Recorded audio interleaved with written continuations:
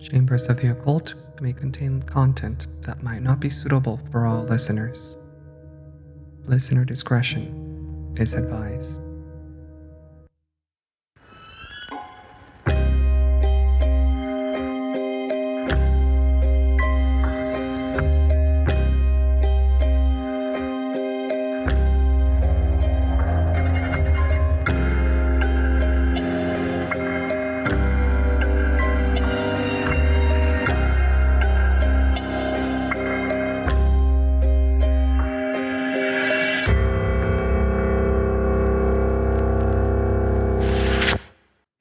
I'm scared. Welcome back. I'm nervous. Welcome back. Episode Welcome 5. back. There we go. Yeah, we're almost at half a dozen. Yeah. Almost. Yeah. How are you guys doing? The listeners and you, Jay, and you, Alexis. How are you guys doing? Oh, that's right. I'm Jay. Oh yeah, I'm Alexis. I'm Kai. I am doing well. Good, I had good. food, I had water, and I am ready. How are Nice. y'all? I'm doing good. I've been sick for the past week, but I'm good. Just in time for the podcast. Nice. I've also been sick for the past week. Yeah, I wonder who got me sick. I wonder too. It's crazy. Wait, are y'all coming at me because I was sick last episode? No. I got him sick. No, I hung out with Alexis like once, like a week and a half ago. And then I got sick because of it, I guess. Yeah, I was like, I haven't even seen y'all. No, I did see y'all. Yeah. An hour or two. No, fair. Cool. Okay, so who's getting started this time? I think it's Kai, right? Yeah, I'll get it started. He's telling us his true crime. True crime story. Alexis, you don't want to start us off this time? No, I'm okay. I'll pass. Cool. Well, Kai, what would you be sharing with us? Today is a bit of a special case. And Oh, real actually, quick, happy yes. Super Tuesday. It's what? What? This comes out on like a Thursday, but right as of now, it's Super Tuesday. Tuesday? What is Super Tuesday? It's just so many states are voting. Oh my god, Valid, yes. Yeah. I was going to say I everyone. didn't know it was but called Super Tuesday, but that's what I heard it on the news today. It's like it's Super Tuesday. oh, that's cool. I hope y'all guys. It has a name. I still believe you voted because I don't have the camera on. Okay, sorry, Kai. Go ahead. No, you're fine. Happy Super Tuesday. Yeah. Today's case, surprise, brings us back to Canada. Oh my god. But this time it's a good reason. This time It's it's a a what? good reason. It's I a good guess it wasn't reason. a good reason before. No. It's like a really good reason now. You're And that that's Canada? That's Hey, because this is a suggested story by one of our listeners. Oh. Yeah. Give us a name or are they anonymous? They're anonymous. So Nice. thank you to whoever Thank you you, are. You'll know anonymous who you are. Shoot. So thank know you that- very much. 3 suggestions from that person, but I don't remember any of them. Good. Okay. In the description, they literally wrote, whoever this person is, they wrote like, these are not for the faint of heart or whatever. And they weren't lying, actually. Okay. This Oh, God. case is really bad. So, trigger warning for everyone. Yes, trigger, major warning. Please know what you're listening to right now. Yeah, prepare yourselves mentally. Yeah. We'll give you, the usual, it's like an hour. So if they want to hear something not so, whatever. You give the warning, Kai. You know what you're talking about. Yeah. Trigger warning, lots of sexual, physical abuse that happened in this. So if that's something you do want to skip over, definitely feel free to move on to our next cases. Yeah. Or check back in like an hour. Not like check back in, like forward an hour, because that's usually when you're either going to be in the next case or we're wrapping this up. Mm-hmm. All right. So take us off to Canada. The case I'm covering today is the Anthill Kids. And so I'm assuming, like, have either of you like heard anything about it or looked into those cases that were suggested? Oh no, I kind of just put them on. I did, but not this case. Okay, no, not this one. So, like, honestly, the Anthill Kids as a name, it seems innocent enough, I guess. And I definitely kind of thought it did sound relatively fine. I was like, what could this case possibly be about?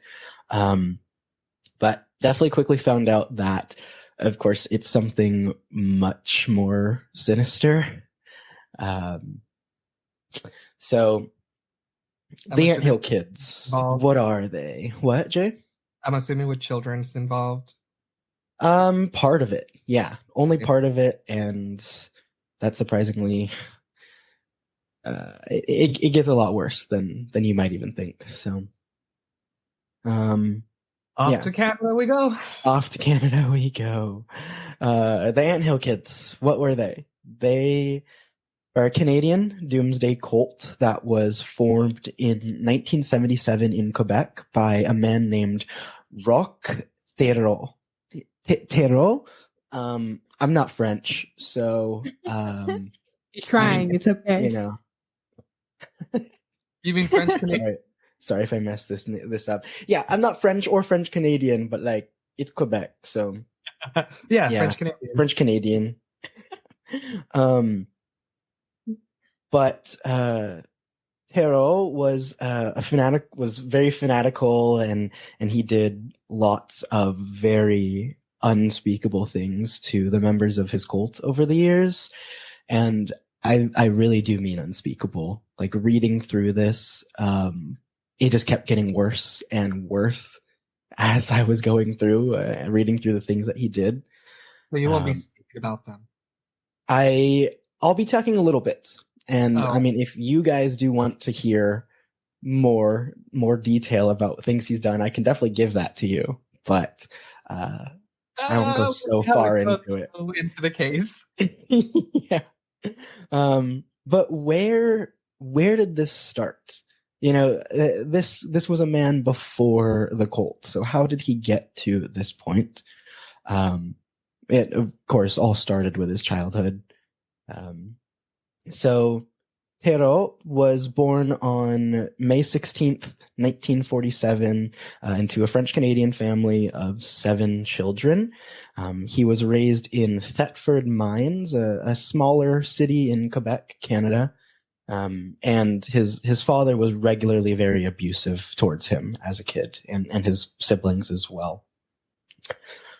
So he was a very smart child. He did great in school, very intelligent. He gained lots of favor from the people around him. But in 7th grade, actually, he decided to drop out of school and start religiously teaching himself the Old Testament of the Bible. So, wow. Wait, did he grow this kid was 7. Household? Sorry?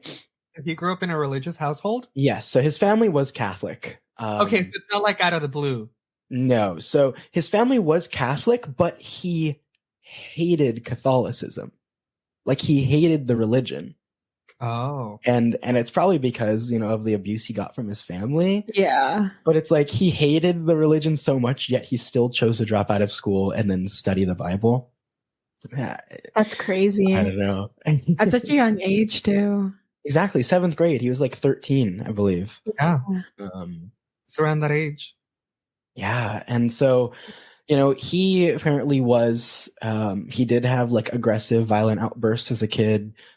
He, like, on his friends and family members. And then, he started, in his teenage years, he started to develop like a pretty bad drinking habit. And of course that turned into addiction, and it just got much, much worse throughout his lifetime, fueling a lot of his behavior, I would imagine. Yeah, I can only assume it would go down so far. And right. In this situation. Yeah, so he started teaching himself the Old Testament of the Bible. And I don't know if you guys know anything about the Bible or like specifically the Old Testament. I grew up Catholic. I grew up with the Bible. Did I read the Bible? No. Yeah. I read enough of the Bible and like enough of the Old Testament to like know that like the Old Testament specifically is terrible. Like it is gruesome. It shows the most violent parts of like Jesus and God and everything like that. It's actually kind of insane if you do choose to read it. Oh gosh. Yeah, like it literally it talks about like all of these bad things about like, you know, the men like like, you know, rape and raping their families and everything like that. Like it is, the Old Testament is actually kind of insane to read. Yeah. Was he like specifically learning about the Old Testament? Yes, he was specifically learning the Old Testament. That's crazy. Yeah. Correct. And if I'm not correct, don't come at me. I grew up Catholic, but I'm not like super religious. The Old Testament is the half before Jesus is born, isn't it? Yes. Yes, Yeah, I so do believe so. Yeah, it's a lot darker. Like when people tell you to read the Bible nowadays, they just like skip over the fact that there's an Old Testament. People are like, yeah, read the New Testament. Because the Old Testament is so bad. There is lots of like lessons there, and like, for sure, lots of lessons there for sure. But it's like kind of hard to get through. Oh yeah, it's like reading. Yeah, I haven't read it. I tried the audiobook. I just couldn't do it. The Bible audiobook. The audiobook. Game of Thrones. Oh. What? I was like, bro's listening to the audiobook of the Bible. Oh, literally. Of the Old Testament. I wonder who like they hired to like narrate it. No, I'm sure there's multiple, but I'm 100%. Like I imagine reading it is as thick as trying to read Game of Thrones. Like it takes. Yeah. Yeah. So I've heard. So yeah, Thériault, whatever his name is, how do you spell it? It's Theriault.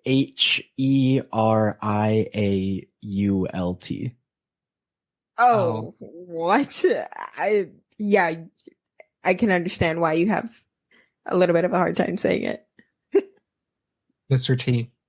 Mr. T. Mr. T.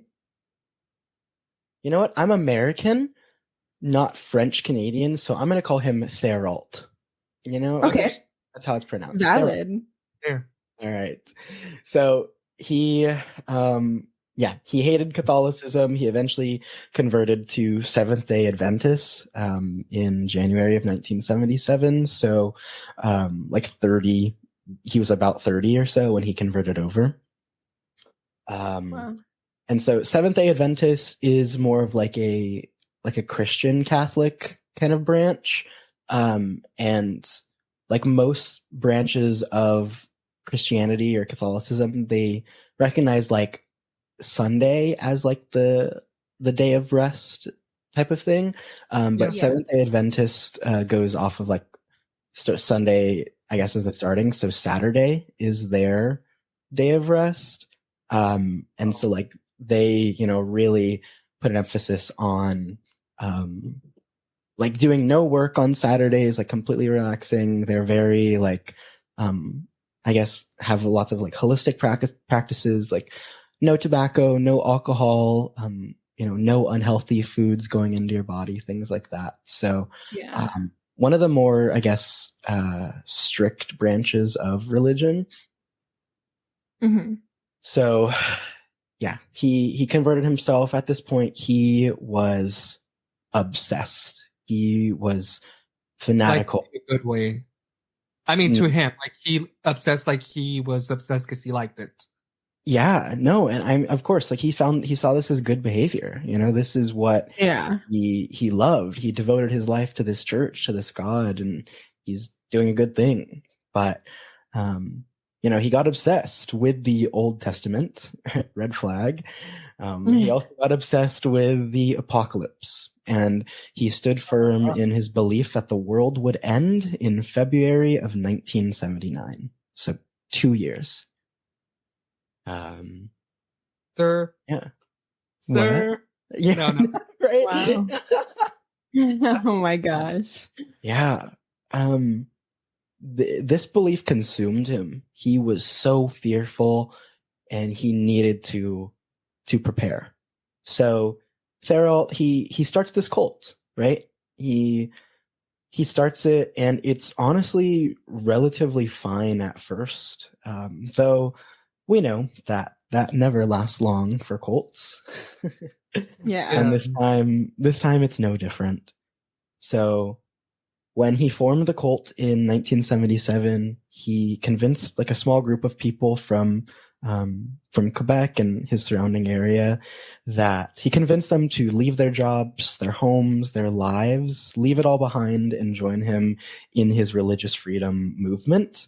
And he also made himself known as Moses to his followers.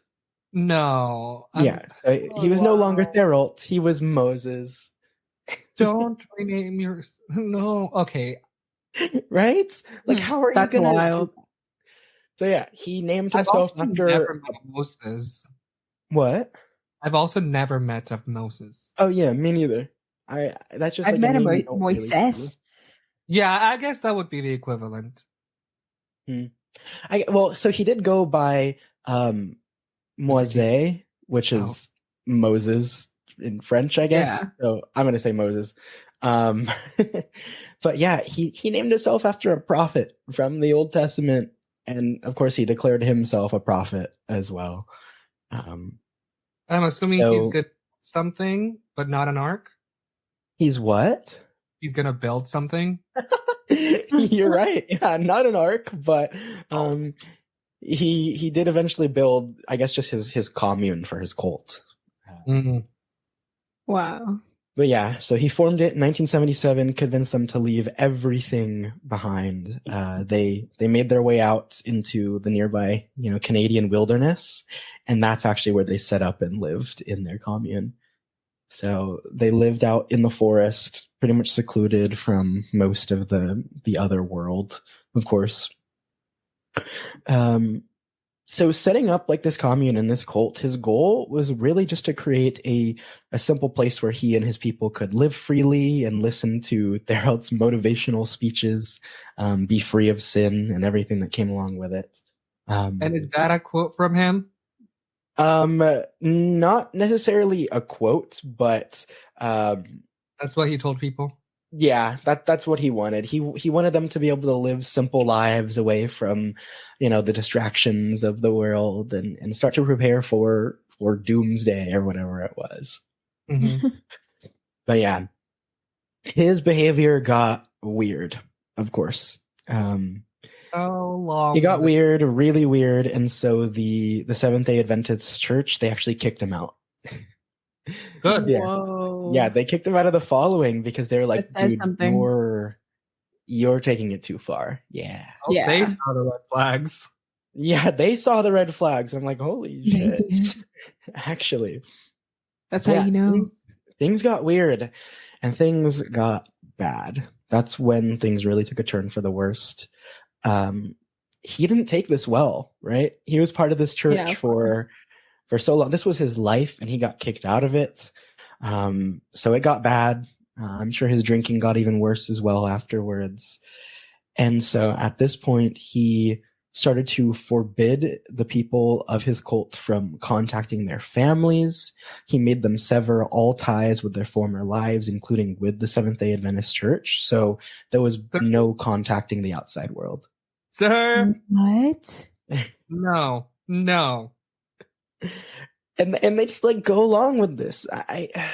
I That's crazy. I understand cults, but I'll never understand cults. You know what I mean? Yeah. No, I'm picking up what you're putting down. It's insane that like people follow along with these types of things, but also like I know that cult leaders they target the most vulnerable. You know? Yeah. At that point, I'd be like, "You want me to cut them off? Sure. I'm gonna go say goodbye to them in person," and then they just never come.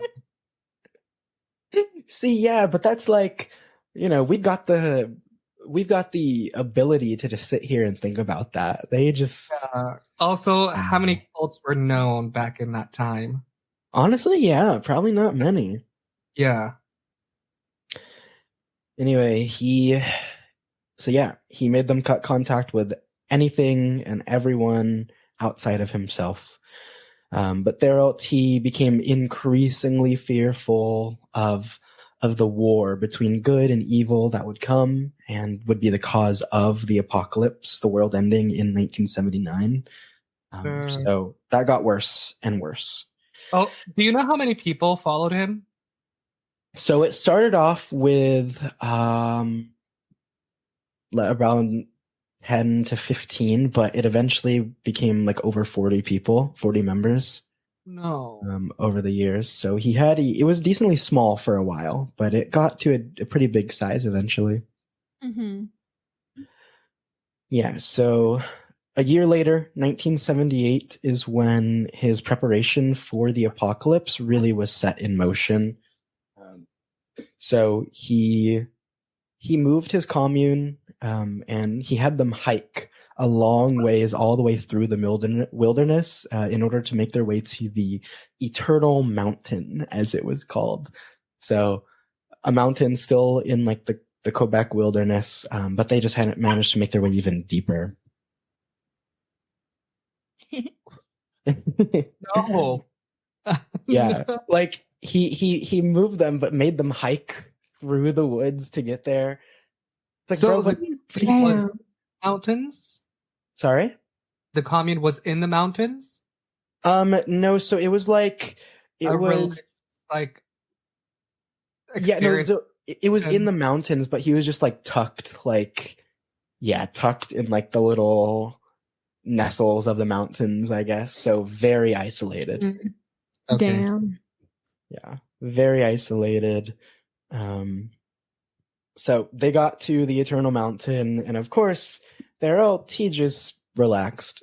He didn't do anything, and he forced his commune to work. He started to make them build up their little community, build up where they were going to live. And so he actually noted while they were working that they looked like ants working in an anthill. And that's why they're known as the Anthill Kids. Yeah. Where the name comes from. Yeah. Like he was just sitting back, watching them slave away for him. And that's not even anywhere close to the worst of what he did. No, I'm sure. I mean, we're just getting started. Yeah. So, of course, his drinking problem got worse. It worsened and worsened, even though drinking was prohibited by Adventist rules. So that's what I was going to ask. I was like, didn't he join and realize that it was like prohibited? Uh-huh. Yeah, it was prohibited, but he didn't care. You know, he was a prophet. He could do whatever he wanted. Yeah. So things got worse and worse and worse. Of course, his cult, followed after him, but there was little seedlings of doubt that would happen every now and then. But to really secure the people into his cult and keep them devoted, he would marry and impregnate all of the women in the cult. So at that point, there were about 9 female members.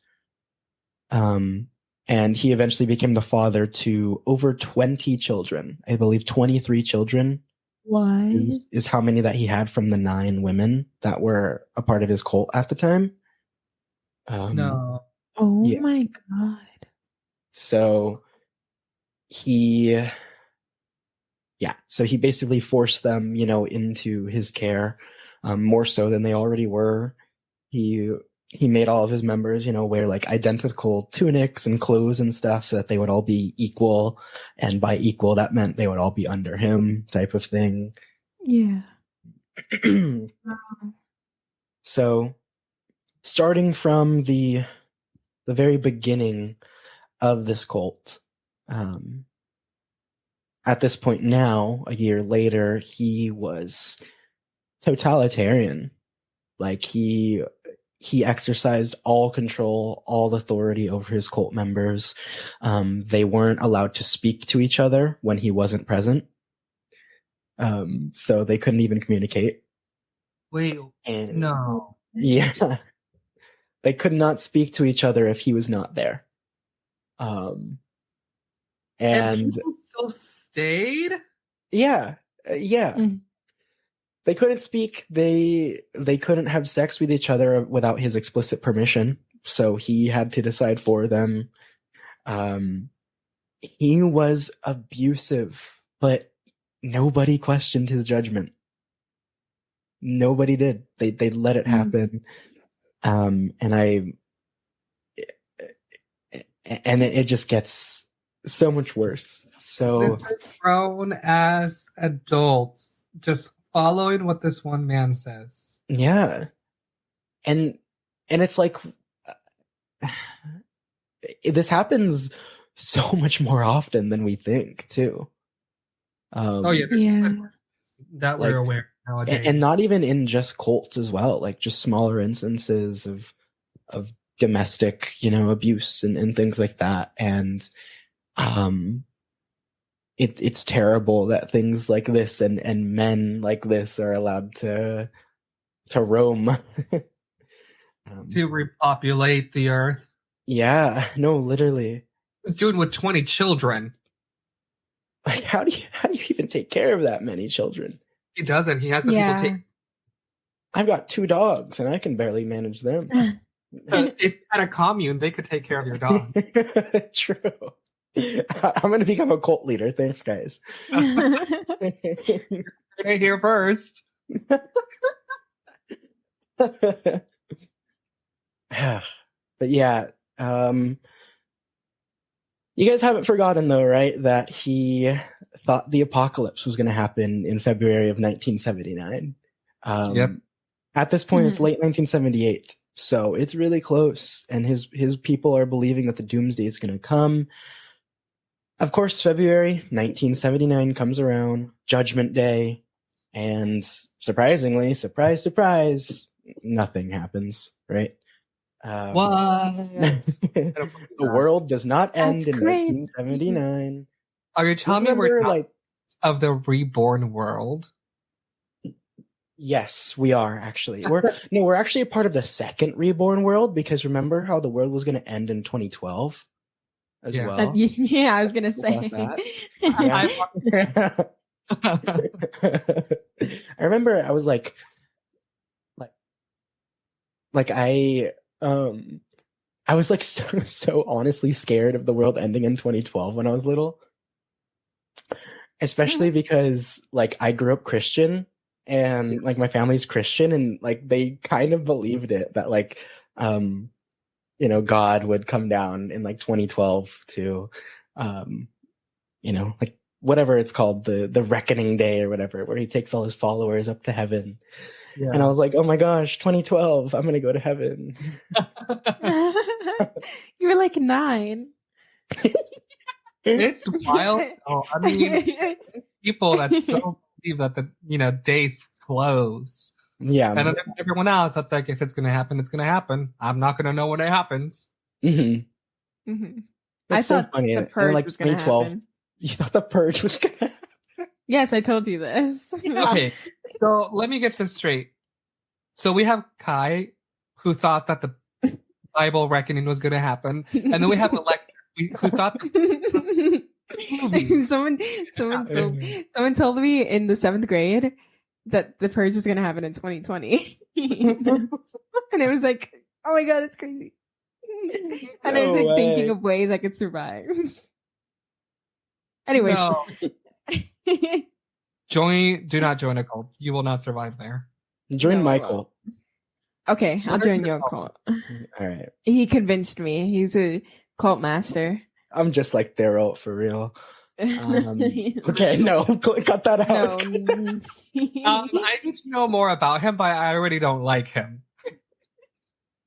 Okay.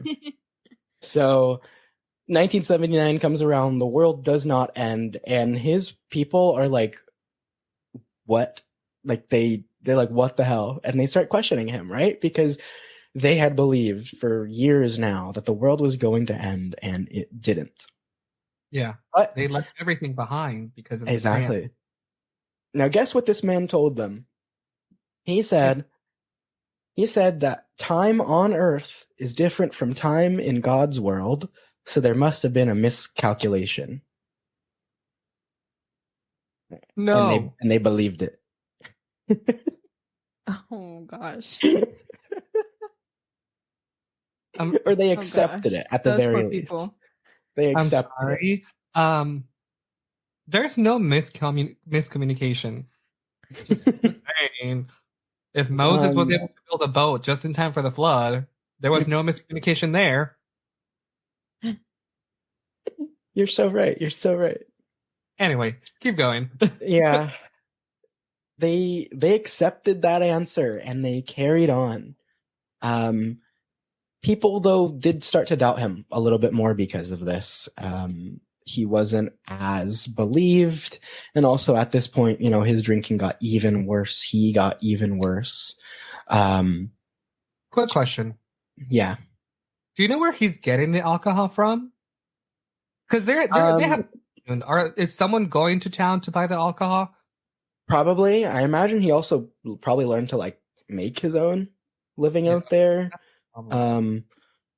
But they weren't fully isolated. They still needed money and ways to sort of make a living. So how they did that is they would sell baked goods to the local cities, I guess. So they probably took in some money from those goods and then spent it on alcohol for him.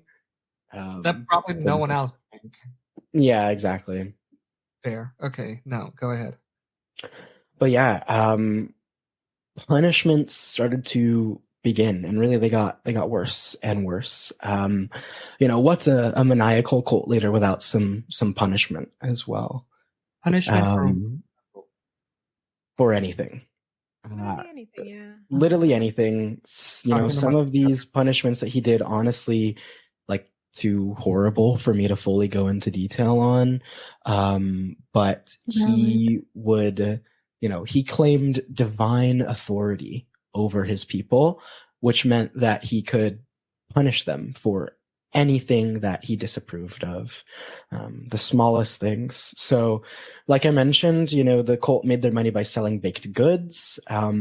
If they didn't manage to sell enough that day, they would get beaten. They'd get punished. If someone tried to leave the cult, he'd hit them with belts, hammers, suspend them from the ceiling, pluck out each of their body hairs individually. Okay, so at this point, there was no getting out anymore. No, there wasn't. You were as good as dead if you wanted to leave this cult. Yeah. And sometimes he'd even defecate on them too.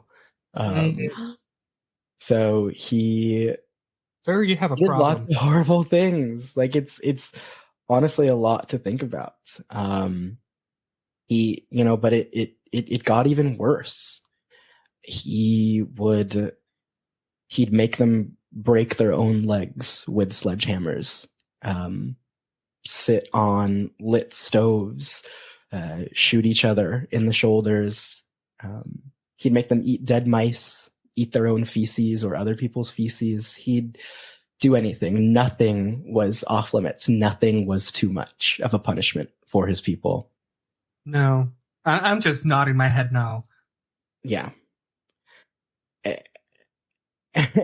There's so much. That's not where it ends. He'd cut off people's arms and legs with no warning whatsoever. And sometimes he'd use a saw, sometimes he'd use a small hunting knife. He'd hold them over fires or nail them to trees while the other members threw rocks at them, and so much more that I have not even gotten into, and I probably won't get into. Okay, question. You probably know the answer, or maybe not. What was his relationship like with his kids? Non-existent, I guess. So, like, the kids were not excluded from whatever he was doing to everyone. Oh, definitely not. He did manage to actually kill 2 of his children through some of this punishment. So to his children and other children in the community as well, of course, sexual assault, birding, and sometimes a lot of the kids got the things where they were like, nailed to the tree, and like the other kids would have to throw the rocks at them for doing these small little things. Well, from the Old Testament. I know, right? Like that's okay, I guess. But yeah, so he did manage to kill 2 of his children.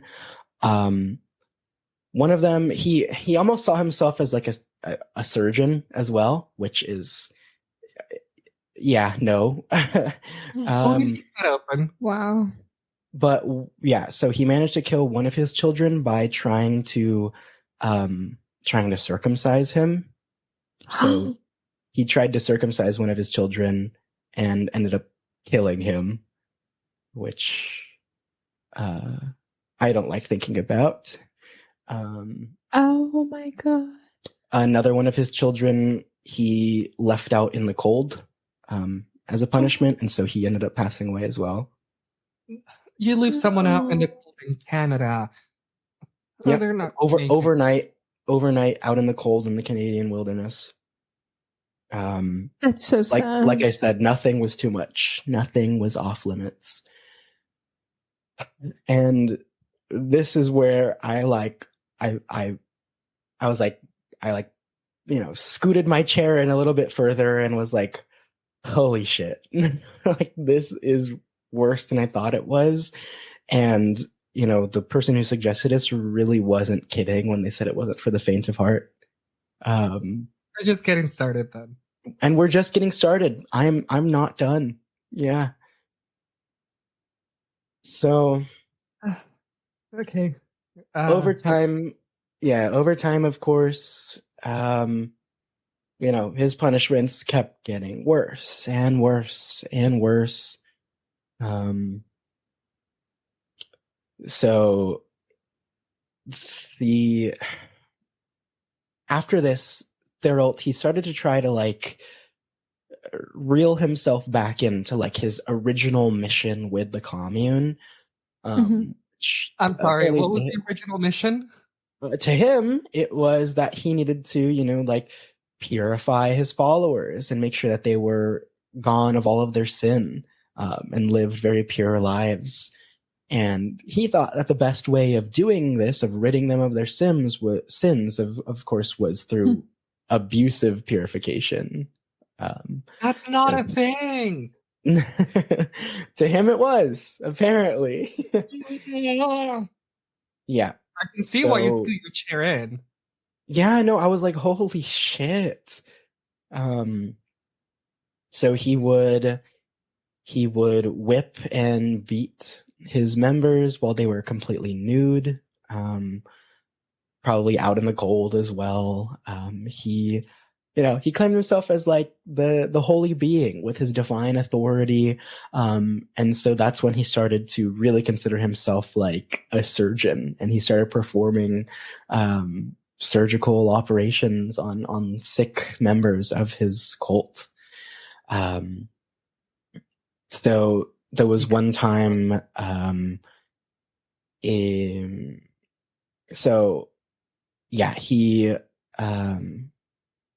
some of these like surgeries that he did would be to, like I mentioned earlier, like he would try to perform circumcisions on children and even adults in the group. He would inject like ethanol into people's stomachs. Why? Just to, Wow. if they complained of a stomach ache or if they were hurting, that was how he would solve it. Which So oh, with ethanol, yeah, smart man. No. I hate myself. Cut that oh out my too. gosh. Really revealing your true colors here. I'm sorry. I laugh in the face of everything dark. As you can see, so do I. Alexis just grows quiet. That's how I stay sane. Oh, that's probably how they. No, I was gonna be like, that's probably what they did as well. No, they couldn't even talk amongst each other. Yeah, no, they couldn't. No, they could not. So, the police and the local like community, they did grow a bit suspicious because they knew that there was this like isolated group of people out in the wilderness, but since the cult was registered as a church, the police really had no authority to investigate or always to look or anything like that. Freaking church. Yep. Yeah, it was a church. The closest thing they could do was send out like social workers to check up on the children and make sure if the children were being properly taken care of. In 1987, there were social workers that were sent there, and they actually removed 17 of the children from the commune. Good. But Thériault faced no charges or repercussions or anything. Like because nobody talked of the abuse, nobody talked of the damage or anything. But like, of course, they could just see that these kids weren't being properly taken care of. So 17 kids, right? 17, right? But there was no further investigations really. And that's completely sick. You think when 17 kids have to remove from anywhere, you have to look into the situation. Do an investigation. Like a full investigation. What is going on there? Yeah. So one of the like notable things, I guess, going back to the surgeries, specifically like complaints of like an upset stomach, there's this case of him performing another surgery on one of his followers. Her name is Solange Boilard. And like I'm literally right now I'm looking at what I had wrote down and I almost don't want to say it. Like in my head, I'm considering whether to actually say it or not because it's so bad. So at the beginning of the episode, Kai gave a warning. This is a second warning. Yeah. So again, sorry if you've been listening to this. I hope you're okay. Yeah. But yeah, another trigger warning, I guess. So he performed a surgery on Solange in 1989. Of course, no anesthesia or anything like that.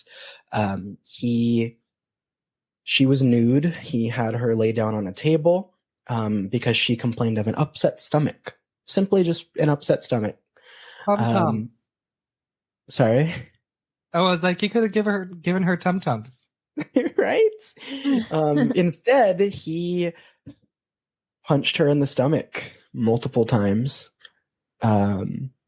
He forced a plastic tube into her rectum. He then filled the tube up with molasses and olive oil. This man is not a doctor. Nope, not at all. He never was, he never will be. Ah! No, not at all. He then proceeded to cut open her abdomen. So he cut into her stomach, ripped out part of her intestines with his bare hands, And then he made another one of his members stitch her up using just a needle and thread. I'm assuming at some point during this she died. She did. So this other lady, Gabrielle Lavallee, Gabrielle was the girl that he made stitch her up with a needle and thread. He then had Gabrielle shove a tube down her throat and blow through it. I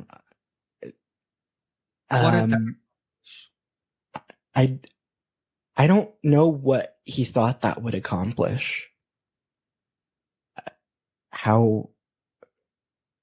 I guess it doesn't need to accomplish anything. He's just a sick fuck. Yeah. Literally. So of course, Solange, she did die the next day from all the damage from the procedure.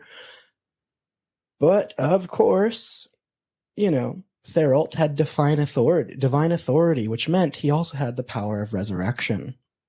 What? Mm-hmm. I'm sorry. After everything he did for this so-called surgery, what is he gonna do to bring her back? Oh, it's pretty bad too. He started off with sawing off the cap of her skull, exposing her brain, and then he ejaculated onto her brain. And it's actually said that he got all of the men in the commune to do so as well. Because that's what resurrection entails. These people, at this point, if they're not scared for their life, I don't know what's going through their heads. How do you go along with that? I'm sorry. I'm not...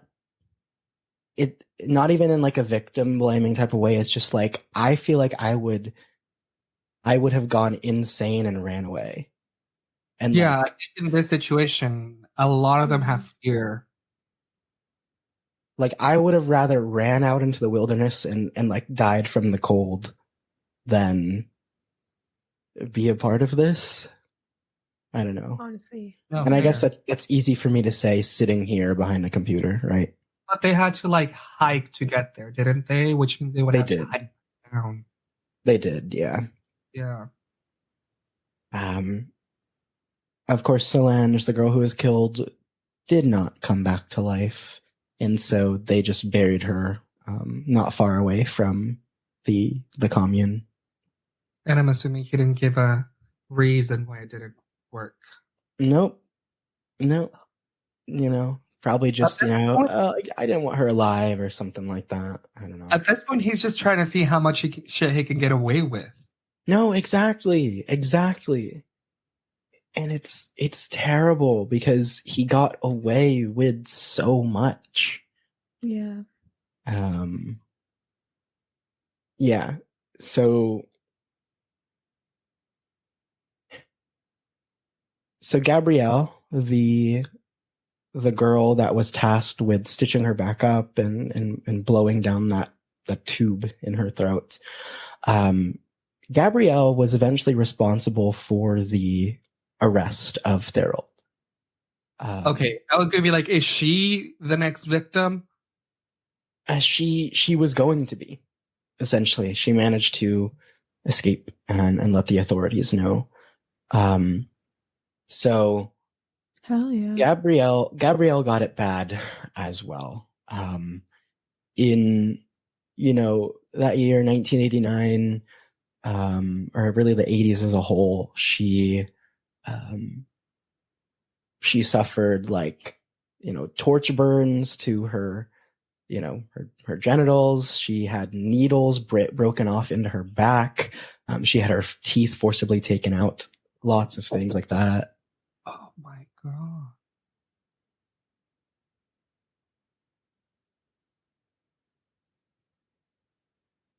Sorry. Wow.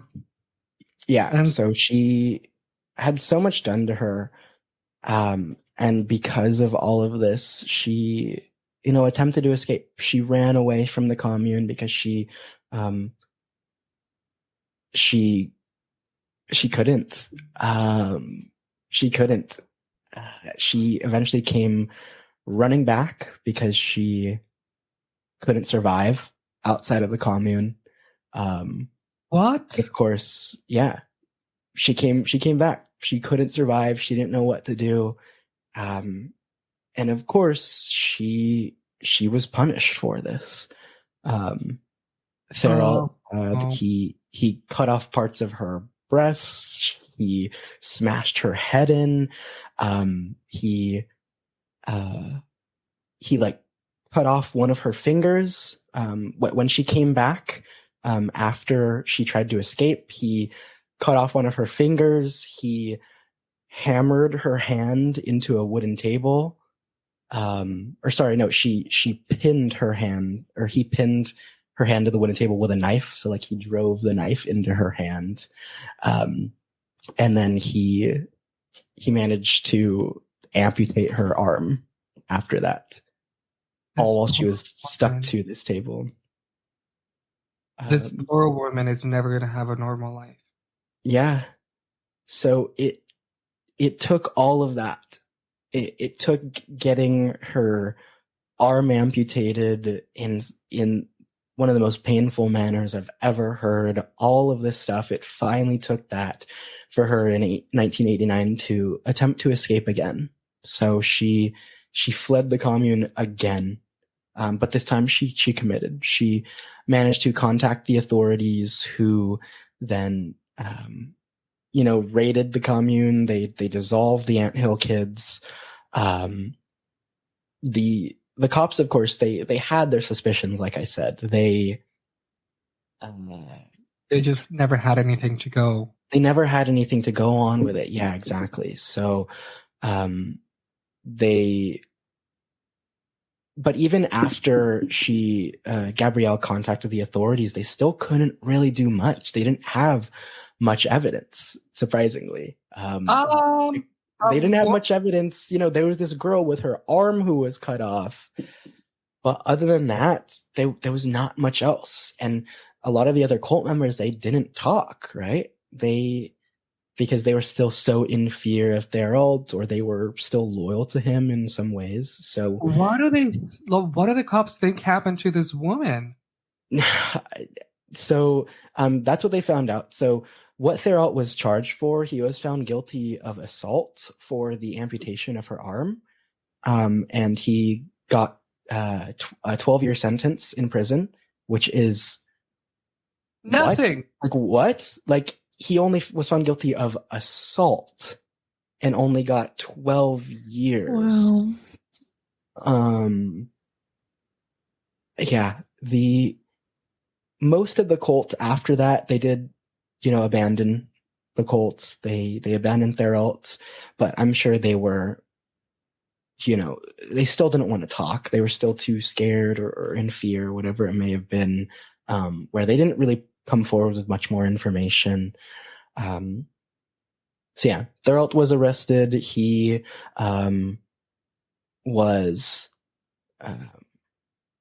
he eventually, went to a couple different prisons. But in his time, in prison, he actually managed to have another 4 children with the remaining female members of his cult. Yeah. So he had the conjugal visits, which were allowed, which are like a spouse visit, essentially, where you have private time with your partner.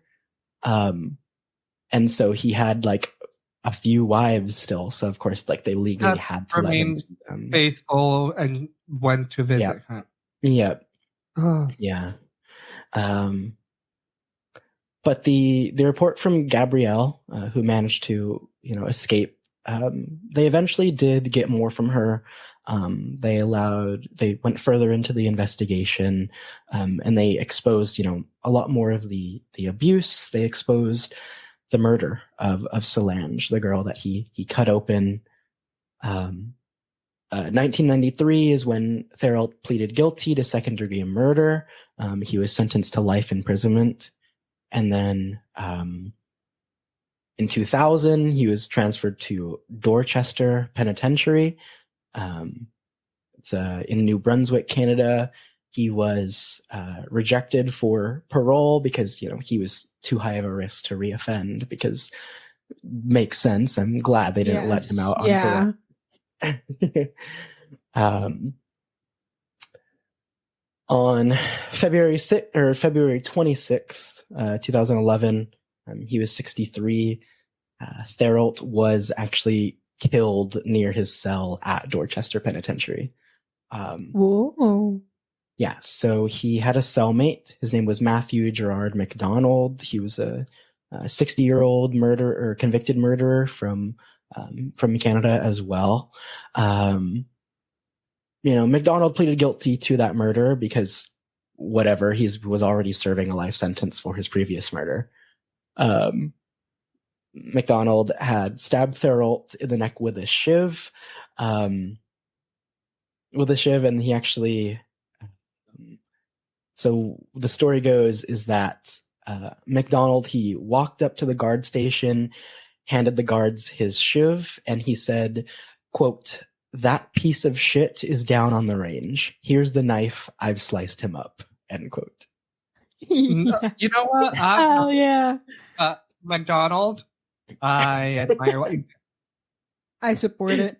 I know, right? Like, I support it. Like, I don't know. Because even a convicted murderer was like, no, this guy's a piece of shit. Literally, that's how you know. Him. That's how you know. That's insane. Yeah, it's, I don't know. Props to him, I guess. I'm glad that this motherfucker that made the cult never got out again. Yeah. I'm glad that the kids don't have to deal with this person as a father. Mm-hmm. I wonder how those kids are now, because like they're definitely still alive. Yeah. All of them, except for the, of course, ones that did die. But I feel like I want to know more about the kids, but also there is nothing out there, and that's completely valid. Yeah. Because if I was one of these kids, I would not want anything to do with any of this. Like, I would not want my information to be out there. I wouldn't want people looking for me or trying to learn my story. Yeah. No, and that's very logical. That's totally fair. Yeah. In an extra little thing, like so there's this website. I don't know if it still exists, but I guess in 2009 it did. It's called murderauction.com. And no, I think I have heard of it in the past. Yeah. So it's like it calls itself a true crime auction house. And Thériault tried to sell some of his artwork on there in 2009. Some of his artwork, his poetry. And the website let him. Like, they were willing to let him sell his work on there. But Did it get sold? No. Thankfully, the Canadian Correctional Service, they stopped it from ever happening. They stopped his work from leaving the penitentiary. And yeah, so the actual the minister for the Canadian Federal Public Safety Service, he actually wrote to express concern that Thériault was benefiting from work in prison and from trying to sell his drawings and stuff. And they're like, yeah, he is. We're not going to let this guy have anything. Good. We're not going to let him put his name out anywhere. So yeah. Like I said, I could go more in detail about some of the things, but I don't feel I really need to. I think you gave us an overall glance at this man. Yeah. If anyone would like to do more of their own research, of course, you're more than welcome to. But I do think I covered it pretty well for you to, lock this away and never think about it ever again. Yes. Yeah. You did a very good job. Thank you. Yeah. And I was also surprised to learn how recent this was. Yeah, no, literally. I was going to say, I think that's kind of recent. I don't know, 1977, when this all started, it kind of feels like a long time ago, but it really wasn't. Yeah. It really wasn't. I agree. And considering the fact that, like, he only died in 2011. Mm-hmm. What, 13 years ago? That's not a long time. And those kids that were born during that time, they're around 47 years old. Yeah, like they are, they have lived their lives, but like they're not even towards the end of them yet. They still have a lot more life left to live, hopefully. Yeah. Wow. Could you imagine being that kid and then just getting married and then having to be like, hey, honey, I've got something to tell you. And it's like, have you ever heard of this man? That's hard. Yeah. I always think about that. Like, I know in true crime cases, or even in like, TV shows like Criminal Minds or whatever, where there's like children of murderers or serial killers or families that have to, be taken away and put into protection. Like, I always wonder, like, what happens to them, like physically, like mentally, emotionally. Like, how do you survive from this? How do you move on and recover? Yeah. It's hard. That's something that, like, I don't think I'll ever really know. Do you guys remember What? when I don't know if I ever brought it up when I was covering the case of the case in Spain? The boy painter? Mm-hmm. Yeah, the boy painter. There was an interview with the mom, and she said, like, his brothers were also very affected by it, but because it was like so long ago, like not like super far away, but she said, now I know that what the kids needed is what we now call like counseling and therapy. She said, like, that would really help the kids a lot. But in times like this, it's like, it wasn't that common to go into therapy because trauma in situations like this. Mm-hmm. I mean, I hope those kids are, grown men now are okay. That they're having a full life and don't have to ever look back at this. Yeah. Yeah. Yeah. I don't know. It's, something I guess I'm glad I don't have to think about anymore. You don't have to, there. All right. Well, thank you guys for. Thank you for doing the research on that and sharing it with us, listeners. Thank you. That's a lot. Having us not. Yeah. Thank you, listener, for the suggestion. Maybe I shouldn't be thanking you for what you put me through. But thanks for the story. Thank you for the story. Yeah. Thank you for the story. You deserve a round of applause. Yeah, thank you. Snaps. I don't know if you can hear that. I heard one. Okay, that's all that. It's a thought that counts. Yeah, it is. Thank you. So who's next? Alexis? That would be me. Are you Alexis? I'm next. No. No way. But for now I am. Oh. Cool. So my take a deep breath. Case, we are not going to Romania. I'm sorry, guys. Surprising. I'm so sorry. We're not going to Romania. Rome? No. But we are going to London. We're going to England. We're going to Enfield, London, baby. Wow. Wait, now, before I say, yeah. Now, before I say this story, for you guys and for the listeners, like I said in the beginning of this, I was sick for like a week and a half. I'm still recovering. I am probably going to mute myself so that I can cough and not cough in your guys' ears every now and then. I was doing that, but yeah. Yeah. I did that last time. Go ahead. So my case is pretty well known. all over the world. There has been many different films made about this case, but the one that is very popular, as of lately at least, The Conjuring 2. Oh. Now, Alexis, The Conjuring 2, I do want to... What? The Conjuring. Is it because I did... The Conjuring. I know. Good. I know. I had like a... It's like, okay. For a couple of years, I had an obsession with all the cases that Ed and Lorraine did. So, like, I know quite a bit. But This girl had an obsession with the Columbine shooters. Yeah, I did. Sorry, guys. I probably do that case too, if you guys want. I'm down, actually.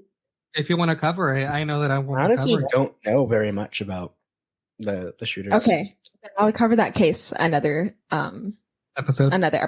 Next episode, if I'm doing true crime. But for now, we're covering the Enfield Poltergeist. So, Ooh, yeah, Poltergeist. The Conjuring 2. The Conjuring 2. It is based off of this kind of phenomena, but it is and isn't accurate. Like, there are certain things that are pretty accurate to the history of it, but of course there are some things that are dramatized and things like that. So this takes place on August 1977. Peggy Hodgson and her 4 children. She had 4 children. Margaret, who was the eldest, she was 13 at the time. Janet, being the next sister, she was 11, as well as Johnny and Billy. I don't know what their ages are. I tried to find them, but it doesn't really say anything on here. Okay. But who's really important is Margaret and Janet, as they were the ones being targeted by said entity. So the family had rented a home on 284 Green Street. Yeah, I'm getting specific with this. Actually, I have a picture of the house. Yeah, I have a photo of the house as well, which I can actually send to you guys. Can you repeat the address? I want to look it up. 284 Green Street. Okay, thank you. So, yeah, of course. But, pretty, cute little small house. And of course, the family was living it for a while. Peggy was a single mother of these 4 children, and on the night of August 30th, she had actually made a call to the Metropolitan Police to report knocking sounds on the wall and furniture moving. Not only did she claim this, but she also claimed that an invisible force had been trying to trap them in a room. So Janet... Janet had said, quote, "It started in a back bedroom. The chest of drawers moved, and you could hear shuffling," end quote. Now, this was actually said in a Channel 4 Enfield Poltergeist documentary. So if you guys want to check that out, feel free to do so. But okay. At the time, when the kids told their mom this, the mom, Peggy, she thought it was a prank. She thought it was just her kids trying to pull a little joke on them. Valid. But then Janet had said in this interview, she had said, quote, "We told her what was going on and she came to see for herself. She saw the dress of drawers moving. When she tried to push it back, she couldn't," end quote. So it was Jeff the mongoose messing with them. You're not supposed to spoil the surprise. God. No, honestly, when you said it was trying to keep them in the room and there was shuffling, I was like, Jeff? Literally. I was like, maybe it was Jeff. No. Jeff is the Enfield Poltergeist? Oh my god. Oh my god. We just solved this mystery. I'm gonna be honest. Yes? When I think of poltergeists, I don't think of scary ghosts. I don't What think if- of scary ghosts either. I think of just like a silly little ghost who's like going around just throwing things because like he's bored. I don't know. I think of Luigi's Mansion. I love There- Luigi's Mansion. like poltergeist is just such an unserious word for a ghost. Literally, they're just so silly. They're just trying to play around with you guys. I've never Like, actually. I think of like Casper as a poltergeist, you know? Yeah. Well, you never even watched Casper before. I have watched Casper. Well, that's because a shut beautiful up. person showed you. Get on Jeff? with your story. Okay. Jeff. Yes, Jeff showed him Casper. Jeff walked into the house and turned the TV on, and then said, "Vanish." You did. So, what had happened when Peggy had made the call to the police? One police officer had actually witnessed a chair in the Hodgson's family home, quote, wobble and slide, yet could not determine the cause of the movement, end quote. There were many different other claims that people had made, like disembodied voices, overturned chairs, thrown toys, loud noises. But the strangest of them all, children levitating. So, What? Ones that lived Yeah. in there, or like apparition of children. yes. No. Like Margaret and Janet levitating. I actually have a photo of them. I actually have a photo of Janet, not Margaret, but Levitating? yeah. I'm gonna. I took a bite Cool. of food as you said levitating, so like I didn't hear it fully, and I thought you said lactating, and that changed things That's a lot exactly for what I me. said. Yeah, that changed things a lot for me.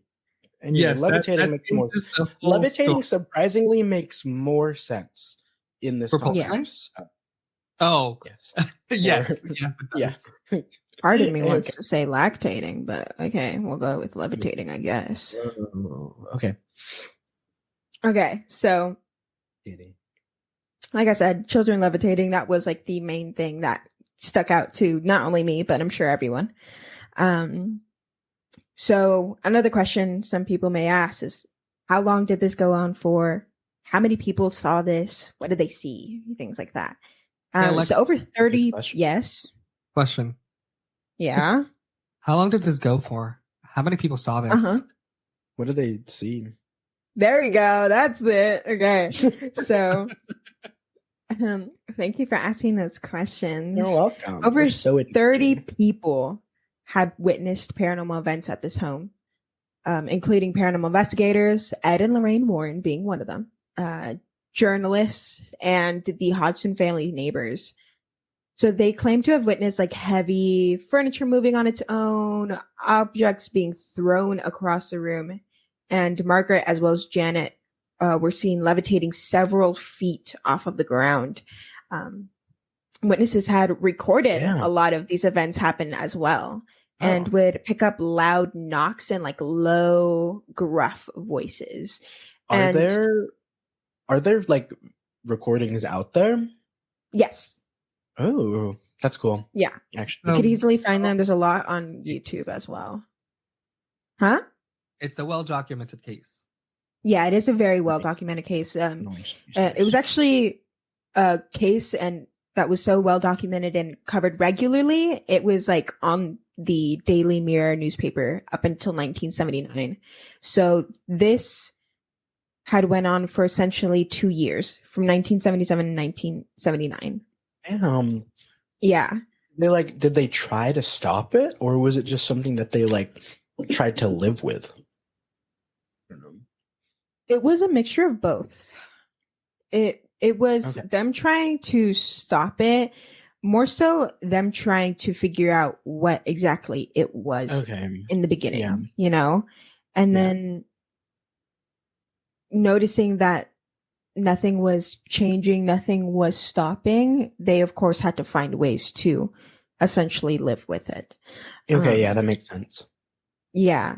So everything was documented up until 1979. That's the last that was known. There were many different types of people that came into the home. Oh, that's so true.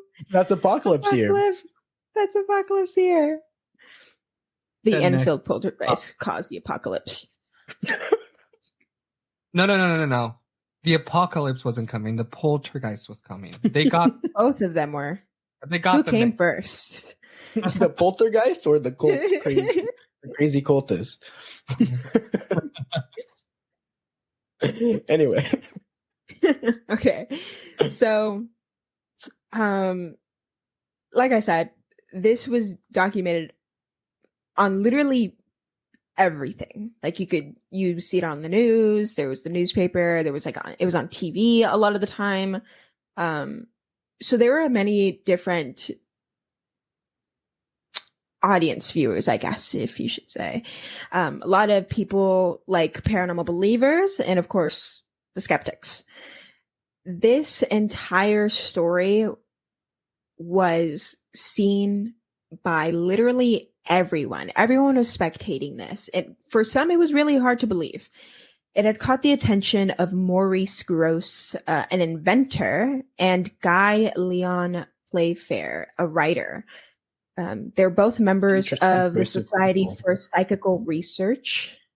Okay. But it also caught the attention of Anita Gregory and John Beloff. They're both parapsychologists. So for those who may not know what parapsychology is, as I'm raising they're my essentially literally, yeah, I had to look it up too because I was like, this is a big word. But I've always thought it's weird, parapsychology. I don't know. Yeah, parapsychology is weird. They just essentially study psychic phenomena. So I just think it can't really be studied because we don't understand the paranormal, I guess. I don't know. Exactly. Fair. Yeah. About your studying. You also don't need to be a psychologist to call yourself a parapsychologist. No. Yeah. It's something you can just name yourself. Wait, what? Literally. Assume that there's no degree attached with this. Exactly, yeah. Yeah. So it's literally just people studying things like telekinesis and things like that, just to clarify it a little bit more. Clairvoyancy. But while Grosse and Playfair believed the haunting to be genuine, Gregory and Beloff had not been convinced and actually found evidence of the girls faking certain incidents for the journalists.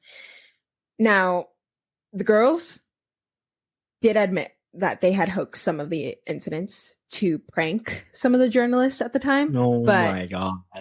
But they didn't fake it at all, is what they claimed. They never specified what was real or what was fake. That would just invalidate everything for me. Literally. Right? How are you just going to admit that you fake some of it? I don't know. Yeah. I may interject real quick, Your Honor. Right. Could be the chance that the whole thing was real, and when the reporters and news stations and those people showed up, nothing was happening. So in order for the girls to not look crazy, they could have done something to be just to keep them hooked.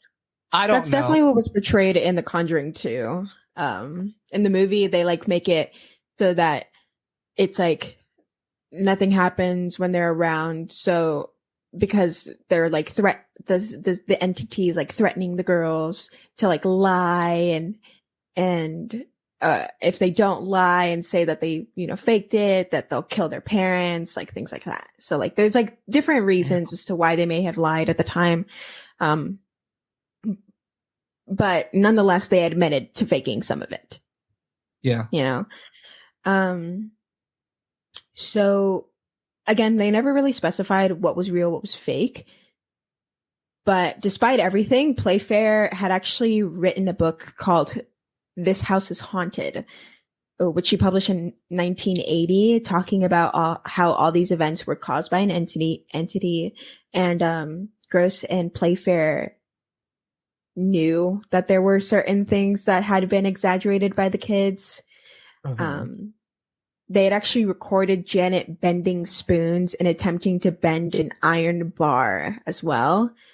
She was caught she was caught like banging a broom on the ceiling so that it would create like noises within the house, spook everyone. I can just imagine like someone whispering to the child, it's like, okay, go do the broom. And like you just and then like they start hitting it. No, literally. Like I can see like the side where like but I can also see the side where like it happened and it's kind of funny as they do it. Yeah. What's the that movie we watched, Alexis? The Hercule Poirot movie of I don't know how like at the beginning there's like the lady who like is the spiritualist and like does the Wait, hold on. Are you talking about the new one? Yes. Yeah, I know what you're talking about. Yeah. Yeah, and like how like it's the lady, but then really it's just like the kids who are doing the like ghost stuff in the background, like one's hiding in the chimney or whatever. Yeah. It just reminds me of that. No, literally. All just faked. Really good movie, by the way. Insanely good movie. What? Have you seen the other two? Yeah, I love those movies. Oh. I honestly I love Agatha Christie stories. Like even if she is a terrible person, I do like what she wrote. We can appreciate the artwork of someone that was terrible. True. Yeah. True. That murderer. Haunting in Venice. A cult leader. She's not a cult leader, thank God. No, not her. The one you just covered. You know how he tried to sell his poems? Oh yeah. Yeah, it's like we can appreciate art from some people, just not the cult leaders. Just not the cult leaders. So yeah, I agree. I know, not a cult leader guy. Okay. Okay. So, so another thing, during a lot of these interviews, so like they admitted to, faking some of it, blah, blah, blah. But a lot of the times when they would like interview the families, of course, the family was together, they would still get some paranormal activity. Like even while they were right in front of them, sitting down, doing nothing, they would still see the furniture moving around and hear the knocks, the banging on the ceilings and along the walls as well. So lots of knocks and noises. It wasn't, like, cool. See, but like that's what I imagine a poltergeist doing. Like I don't imagine poltergeists like actually doing anything. They're just going around like knocking on stuff. I don't know. Yeah, because they're just, I don't know, they're chilling.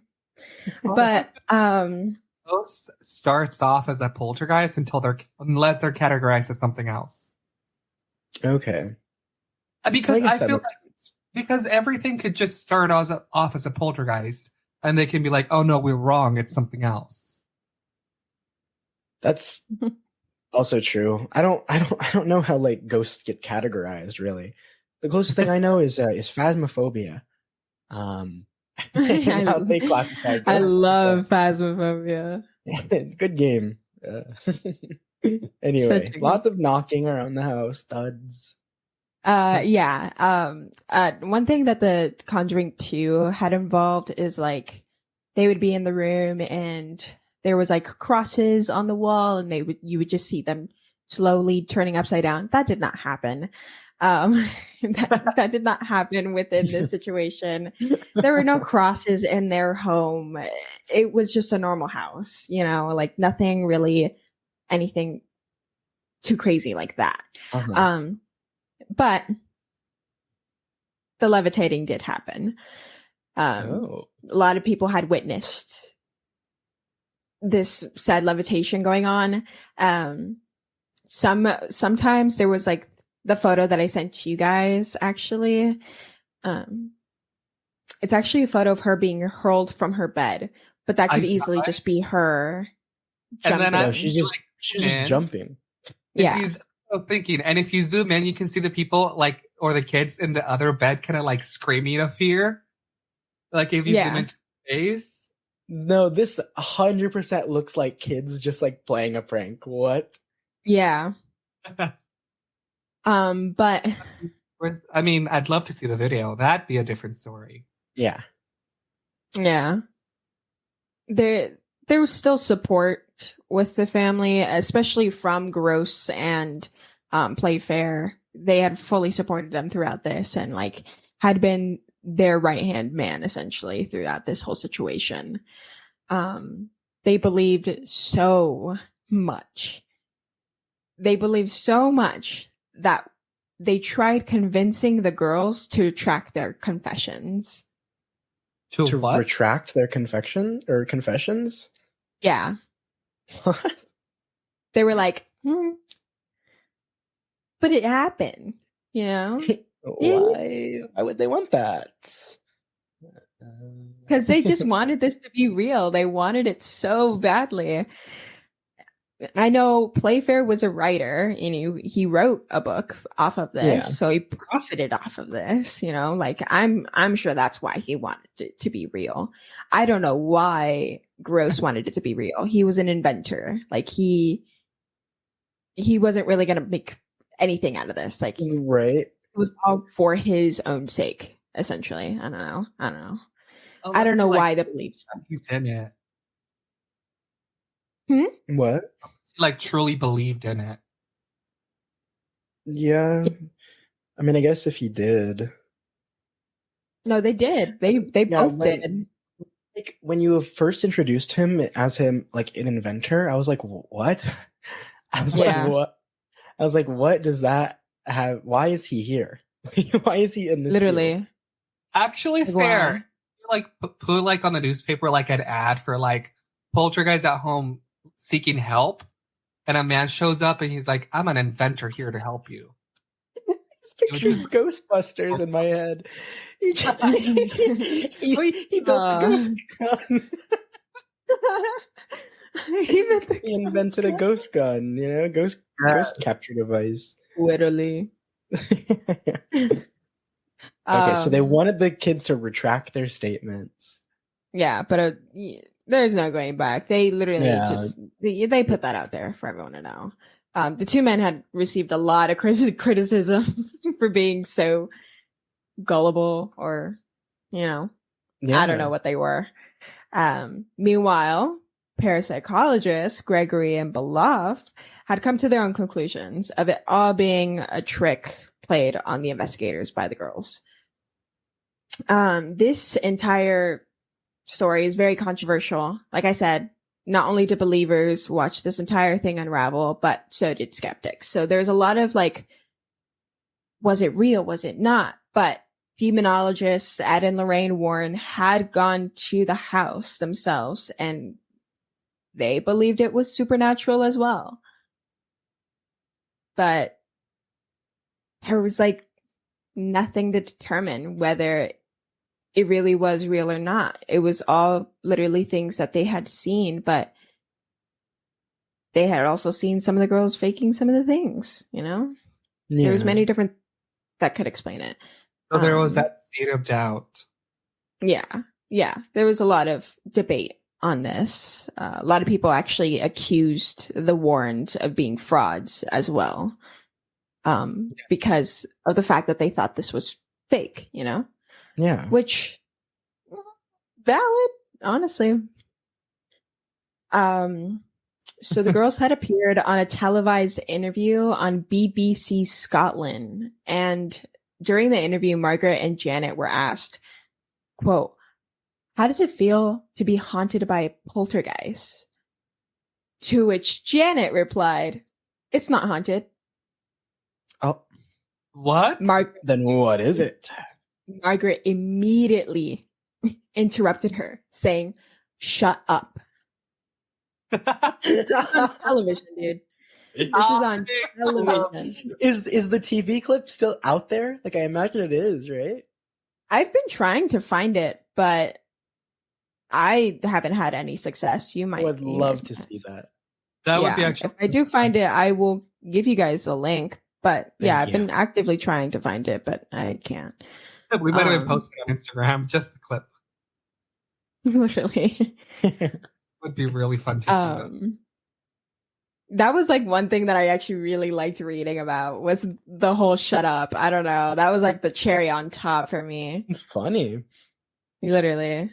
A lot of different like documentaries and movies were made about the Enfield Poltergeist.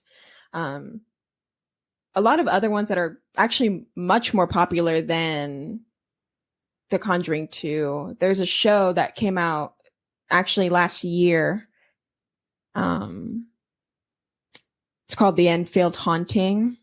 You can watch it on. Okay. There's another one that was made in 2015, and then another one made last year. The one made last year can only watch it on Apple TV. So if you guys want to watch it on Apple TV, you can. I do not have Apple TV. You know what? Yeah. Why? But we'll just have a movie night. Okay. A movie night. I support it. But See that movie about Jeff the talking mongoose. oh my god. Or, Dude, that would be amazing. The Bat Boy play. Honestly, I was listening to watch it. I still didn't listen Literally. to it again. Yo, there's a song called "There's a Dead Cow," and it's amazing. It's like there's a dead cow, and they're like again. Anyway, keep going, Alexis. We'll talk about that another time. So Gross had actually made tape recordings of Janet, and he didn't believe that there was any trickery involved. But there were a lot of people like magicians and ventriloquists that had spectated this whole thing, and they had noticed some key things that they do with their career that Janet may have done in order to kind of commit. Like the voice that she uses. So Janet was believed to be possessed every now and then by a man named Bill Wilkins. So whenever there was an interview with the family and Janet would be possessed, Bill had a habit of changing the subject when being interviewed, a habit that Janet had as well. The voice that she would use was very low, like I said, gruff, rough around the edges. A lot of the vocabulary and phraseology that Bill would use was the same as a child. Okay. Yeah. And Janet was actually, as she was on the BBC Scotland interview, she was seen waving her hand. But when she opened her mouth, a disembodied voice was heard, and she covered it immediately. Oh. What? Yeah, What did the voice sound like? Like Bill. Bill Wilkins. Bill Wilkins. Yeah. So, evidence saying otherwise, but the family, especially Gross and Playfair, still stick to their word in saying that they were haunted by an entity. It wasn't just the girls playing a prank. But unfortunately, whether or not that's true, we'll never know.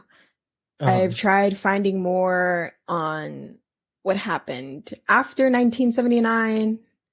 Nothing. I've tried finding more as to like if they've investigated more into it. Nothing.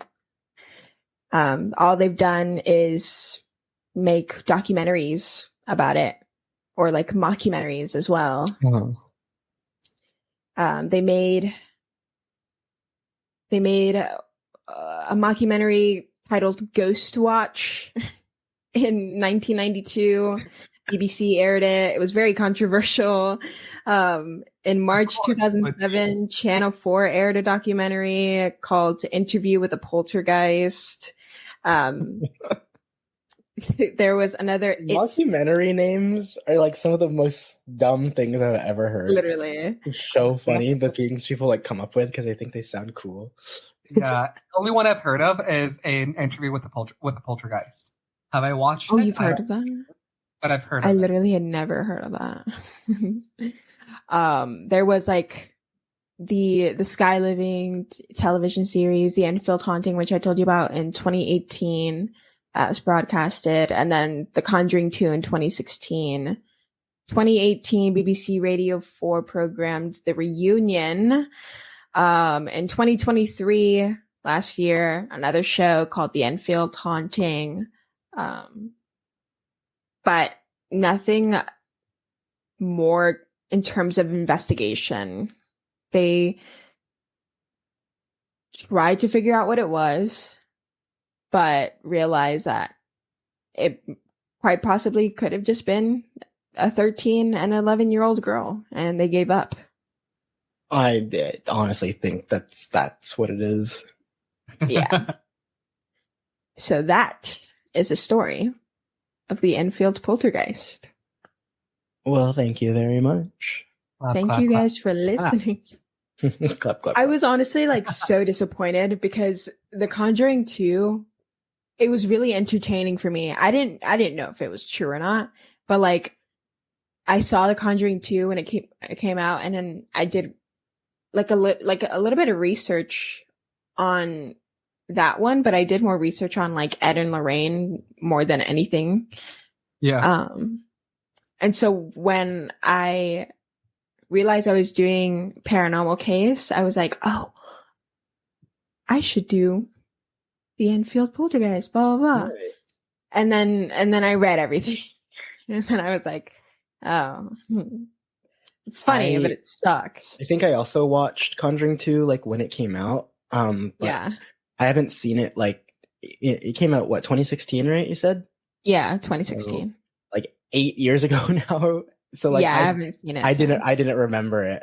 But like as you were telling the story, I was like remembering the plot of The Conjuring 2. It was kind of funny.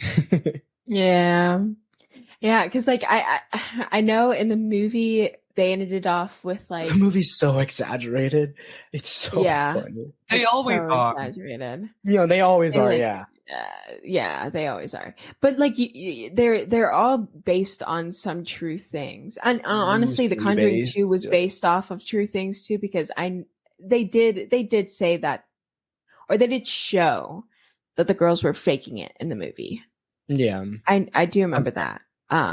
But towards the end was when they drove into like the nun, you know?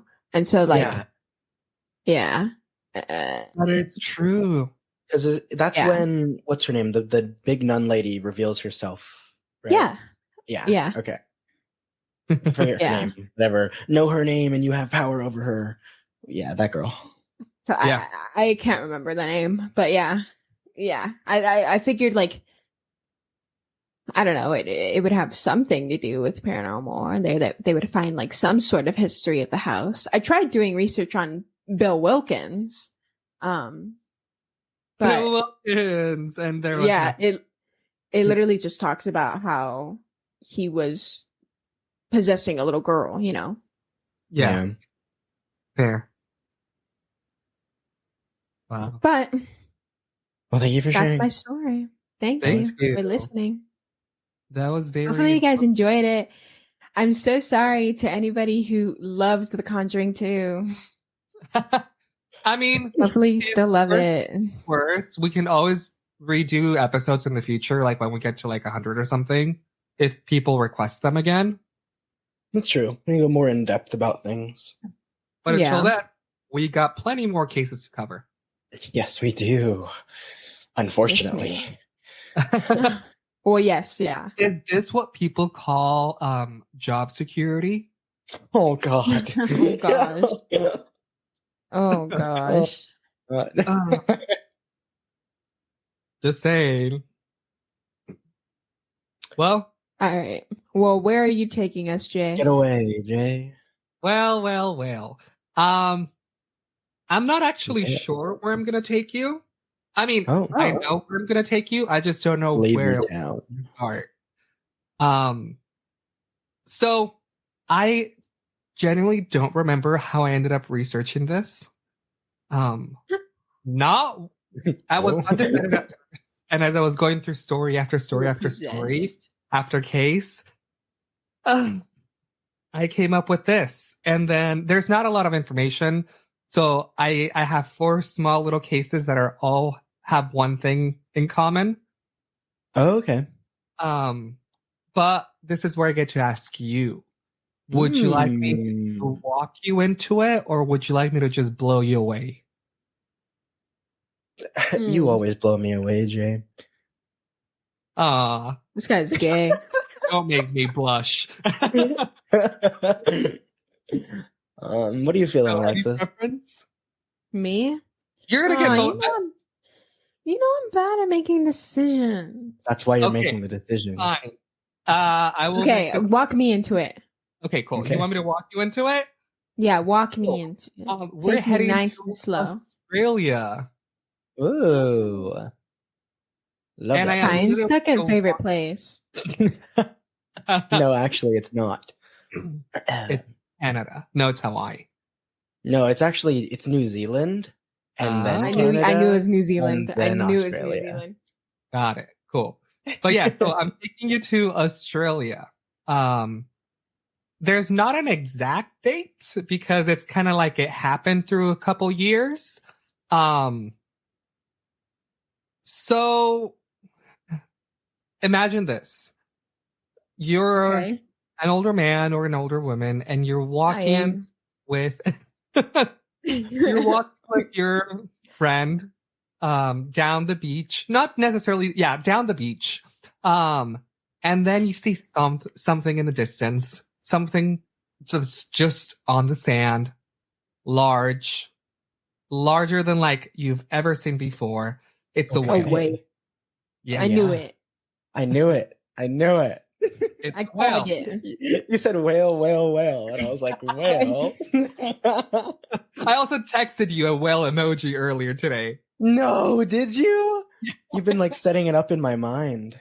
I have. So you're walking with your friend, you see a whale, and then you realize that the whale is dead. So it's a big whale, and you're like, oh shoot, it's, the 1890s. What the heck? Hey, I dare you to crawl into the whale. What?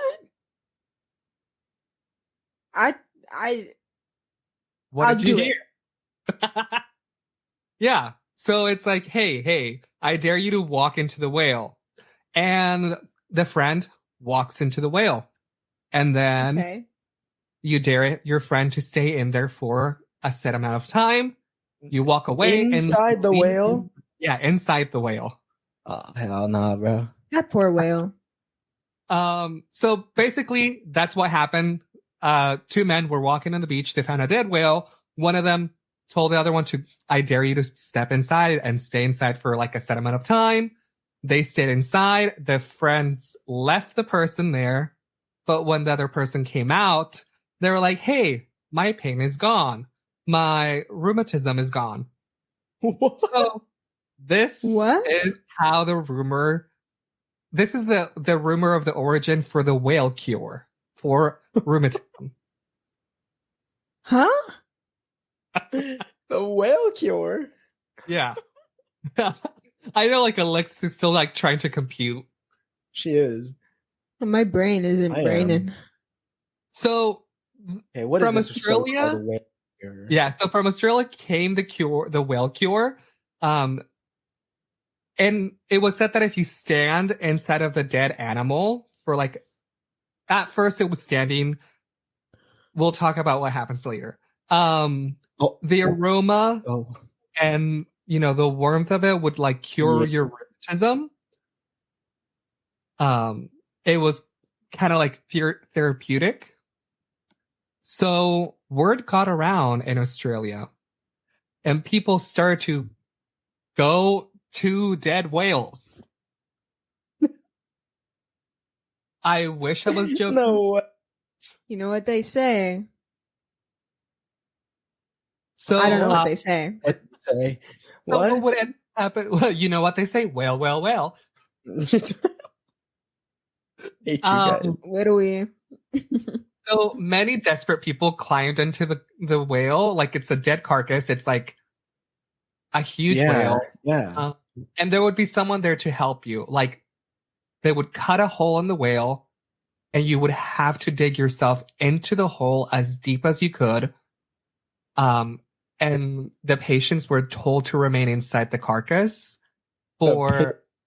the patients were told to remain inside of the carcass for 20 to 30 hours.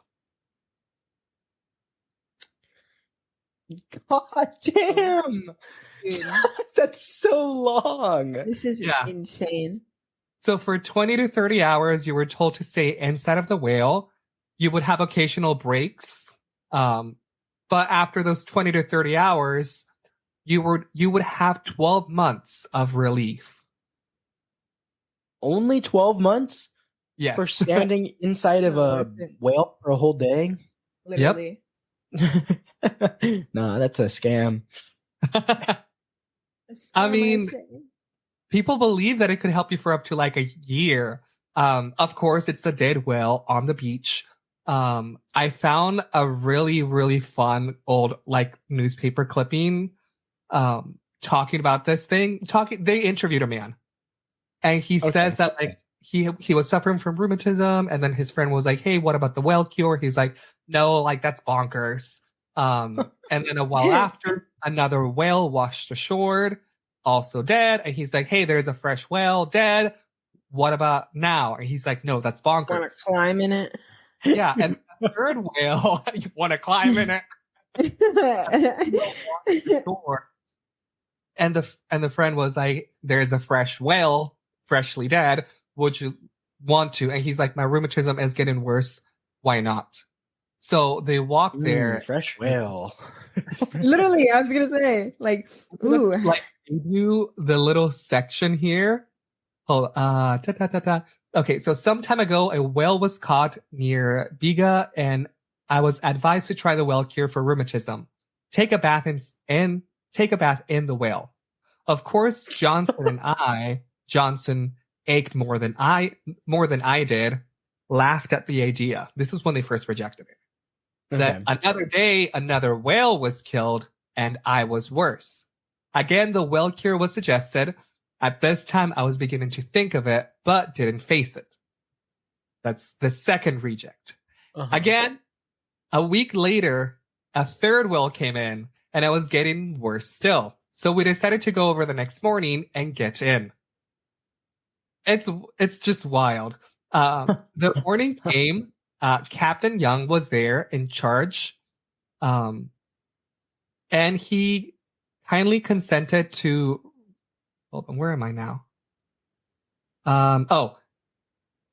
Where am I reading?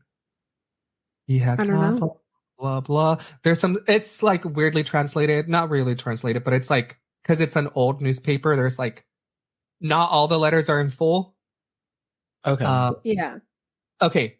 We get ashore, and I was carried to a hut near the Trine Down Works. See, some of this doesn't make sense, but now it makes sense. There, on top of the biggest whale, trying to cut a rib out, was my fellow sufferer, like the friend that Johnson. Fellow sufferer. Yes. And to make the awful smell less horrible, as if it was possible, he was singing at the top of his voice. When the rib was removed, Why? they removed the whale rib. When the rib was removed, after being disvested of all the clothes, they allowed me to borrow a pair of trousers. I was carried up, and I was placed in the hole cut in the flesh. My instructions were to work myself down into the flesh as far as I could, and there stand until I felt too weak to put up with any more pressure. Then I would be dragged out, dressed warmly, and sent home. So It's so weird. yeah. Yeah. And This is then it so says, weird. well, I did work my way down until I imagine every moment. I did work my way down until I imagined until I imagined every moment I was going right under. You see, there was room for 2 more men to stand beneath me because the well was just so big. The well was about 17. The whale being about 17 to 18 feet deep. Oh my god, damn. Yeah. What? Yeah. This are It's like big. I know whales are big, but just like hearing 17 to 18 feet and then picturing like 3 people being inside of it. That's crazy. Yeah. Yeah. I stood there for an hour and 20 minutes, and just near me was my friend Johnson, who really seemed to enjoy the situation and kept shouting smart remarks across the rib that separated us. Like, the 18 God. feet was wild. Dude, I wonder how big a whale rib is. Same though. It's I huge. See. have to go to like a museum of natural history or something. Right? Also, what's killing these whales, man? True. Lots of dead whales turning up. Literally, whales live for like 90 years. you know what? They also usually don't like wash onto shore when they Yeah. die. Too. It's just wild, I'm telling you. And anyway, he ends up getting pulled out of the whale. He gets sent home. And then it says, after 4 days, I walked up to town, and everyone I met. Oh my gosh, I can't even read this. Anyway, long story short, he says the remedy did not last a year. Whoa, no way. Yep. He said it did not last 12 months. So, he was not satisfied with it. I told you it's a scam. It was. It really was a scam. No way. Whales picture can't cure? of the newspaper clipping. What? And it's actually like, because everything's drawn, but it's actually really fun because it says that somebody's wife wanted to go down there, and the husband said no. And because the husband said no, he forgot that the wife had a pair of like binoculars.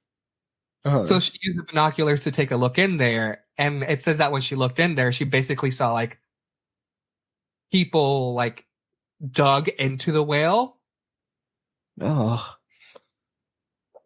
Like it was like messy, like they actually dug into it. Yeah, like they were like kind of like if you think of like flowers sprouting, kind of like that's what they were. They were like an Okay. ostrich hibernating? what? What? Hibernating. Sorry. I know a lot about What? ostriches. Anyways, continue. No, No, because no. like ostriches, because when they hibernate, they like dig their heads into the ground. Oh. Oh, yeah, but kind of not like that. It's like the only thing you would see would be the head. Yeah. Oh wow, that's crazy. I have a couple newspaper clippings to show you. And if I cannot put them there for some reason because I have them in a Word document, I will send them to you after this. Oh, I can actually send them on the group chat. That should be easier. Yeah. Okay. Oh, I guess I could have done the same with my kid. I mean, we were Well, able to you're see the better. picture that you sent us. Yeah. Yeah, I'm gonna do it anyways. But No, that's fine. Okay, I'm sending it right now just because it's a fun newspaper clipping. You know how people used to draw them? yeah. Yeah. Okay, so take a look at it. Well, I'm not over it. And there's also a picture of a man in the whale that I'm sending as well. Which is just wild. Because you only see the man's head stick out. Like they just dug little like burrow holes for the people. Yeah, that's the way to describe it. They're like burrow Like- holes. Yeah, like That's terrible. Oh yeah. Yeah. Okay. They're just carving out holes into this whale. Oh my gosh. 1800s, like this is not a crime, but it's Goodness a crime. gracious. It should be a crime. It's a crime against. These poor whales. Like, I get that they're dead, but leave the whale alone. But also, it For was like the 20 to 1800s, 30 right? So Yeah. Yeah, the 1800s. they did anything. Yeah. But this is what the other cases are going to be about. Dead whales. Oh. Okay. That's it. There's no more information on Johnson or the other people. Like, that's the whale cure. But that's not the only time, of course, that a dead whale has washed ashore.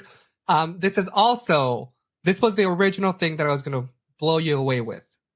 So now we're coming back to a more reasonable time that we can relate to. Not really, because we're important. The 1970s. Yeah. So The we're going to 1970s? Oregon. Yeah, 1970s. Okay. November 12th, 1970 in Florence, Oregon. Now, what ended up happening was that a 45-foot, 8-ton sperm whale had beached itself on the beach and died. Okay. Now, due to the decomposition gases building up inside the whale, the authorities decided to dispose of the carcass. Okay. How do you dispose of a whale carcass? Great question, Kai. Using explosives. Oh my god. Yeah, you Let's gotta blow blow up this all whale that. up. Gotta blow up all that methane gas in the inside the whale, I guess. Remember how I said I could either walk you into the case or blow you away? Oh my Oh god. god. I was being literal about it.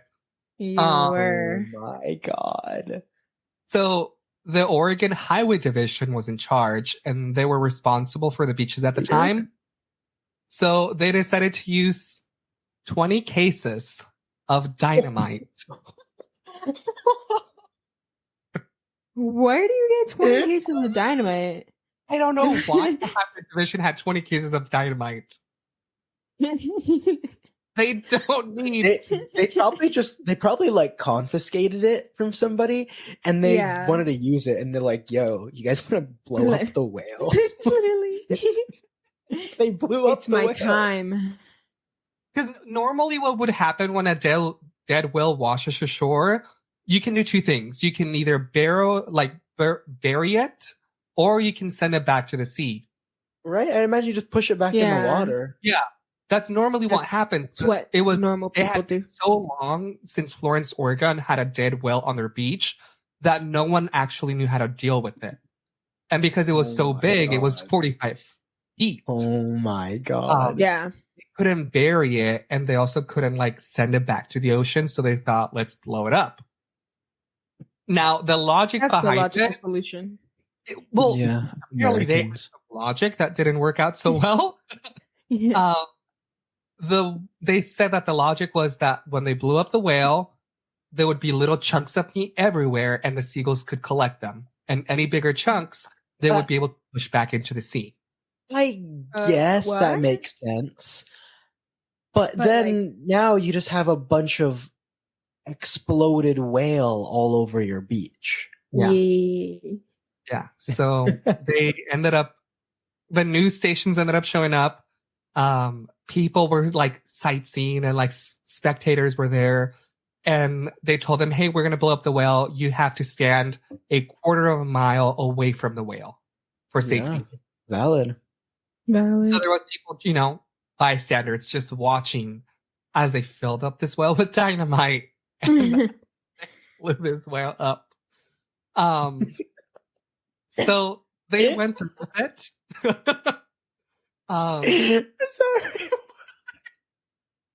This guy's dying. Rubbing off a whale.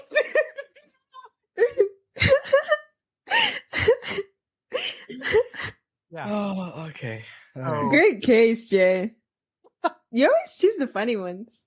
For your like, Honestly, I wasn't sure what to cover, and this came up, and I'm like, an exploding well. I'm gonna cover that. yeah, Here we are. smart. Beautiful. So they filled up the whale with 20 cases of dynamite. They exploded the whale, and it sent whale blubber and pieces flying through the air. Yeah, that's what happens. Now, they tried to get the explosion to blow as much of it. Like they put all on one side, not all on one side, but they spread it around so most of the whale would blow into the sea. That did not work. Okay, I guess. Could you that's imagine- It's good to plan out, but yeah. Could you imagine being like, no, literally being like, okay, guys, how can we make it so that this goes into the ocean and not on the land with us? Yeah, so they kind of tried. They were not very successful. A lot of them Yeah. landed away from the beach, and a half-ton piece of blubber landed on a parked car. That's funny. This car was parked over a quarter of a mile, Oh, and it Holy crushed the sh- car. Holy shit. That's pure So- gold. They told people stay a quarter mile away for safety, and the explosion sent the blubber, the meat, everything more than a quarter mile away. Yeah. Now, when this happened, something else happened. First of all, the chunks Okay. were not small enough for the seagulls. Second of all, Okay. the explosion scared away the seagulls. Yeah. Yeah. So after the explosion, before the explosion, like there was like seagulls all over because there were like a dead whale. After the explosion, it was clear skies.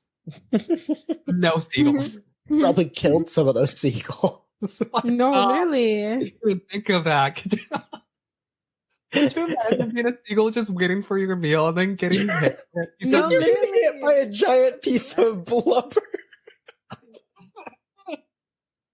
oh, This case is Now- comical, bro. This is like straight out of a cartoon. I don't have like a newspaper clipping for this, but there is a video on YouTube because they caught it on film at the local, like the local reporter caught that. Really? Whale explosion. Yep. Dude, that's insane. This was the 1970s, so like it got caught on film. People Oh got, my I don't know how many God. people got hit with like whale blubber, but bystanders definitely, it landed next to them at least. I just found a video. Yep. Yeah, me too. The exploding whale incident. Oh, you can see just the blood mist like Yep. coming down. It's And like, all the blubber falling everywhere. instead of like it's raining meatballs, it's raining blubber. Oh my god. It's raining man.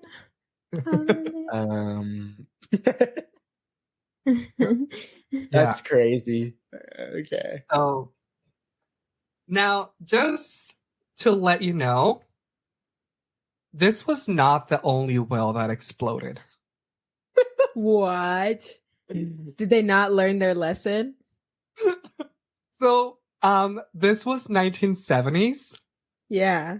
We're getting closer to a more time that we're aware of. 2004. My year. So Bruh. in 2004, there was another exploding whale case. Solid. I was like, after I found one whale that exploded, I found a second whale, and I'm like, now I'm just gonna tell you about this. Over 30 years later. No, that was like me last week when I kept having my cases in like West Virginia. Yeah. I was Yeah, able to tell you yeah, about all of them. This group was like, yo, remember when they blew up that whale like 30 years ago? They're like, you guys want to do that too?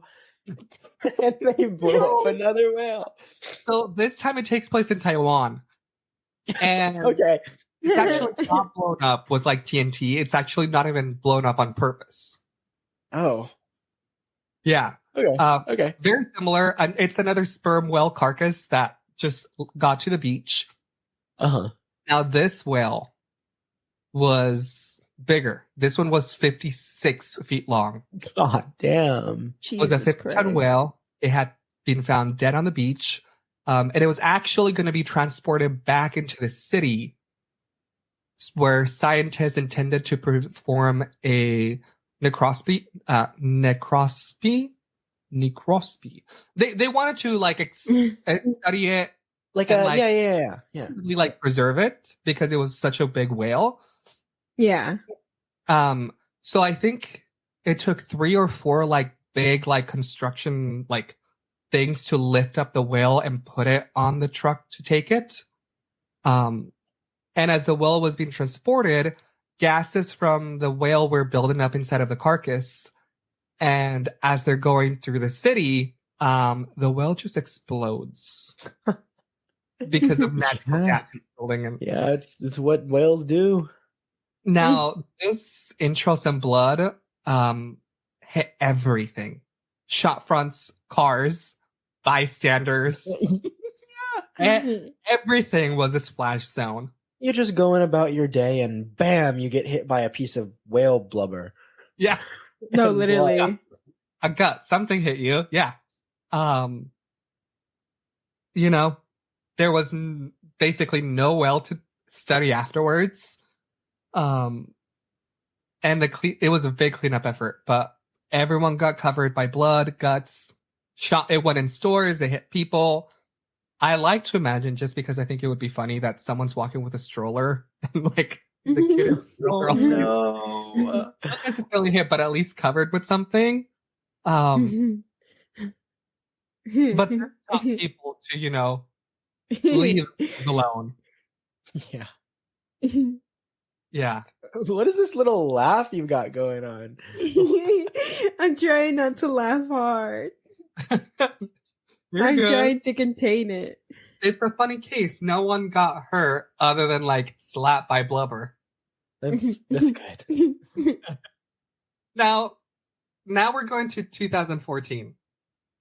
Okay. Oh gosh. Not a whale explosion. Okay.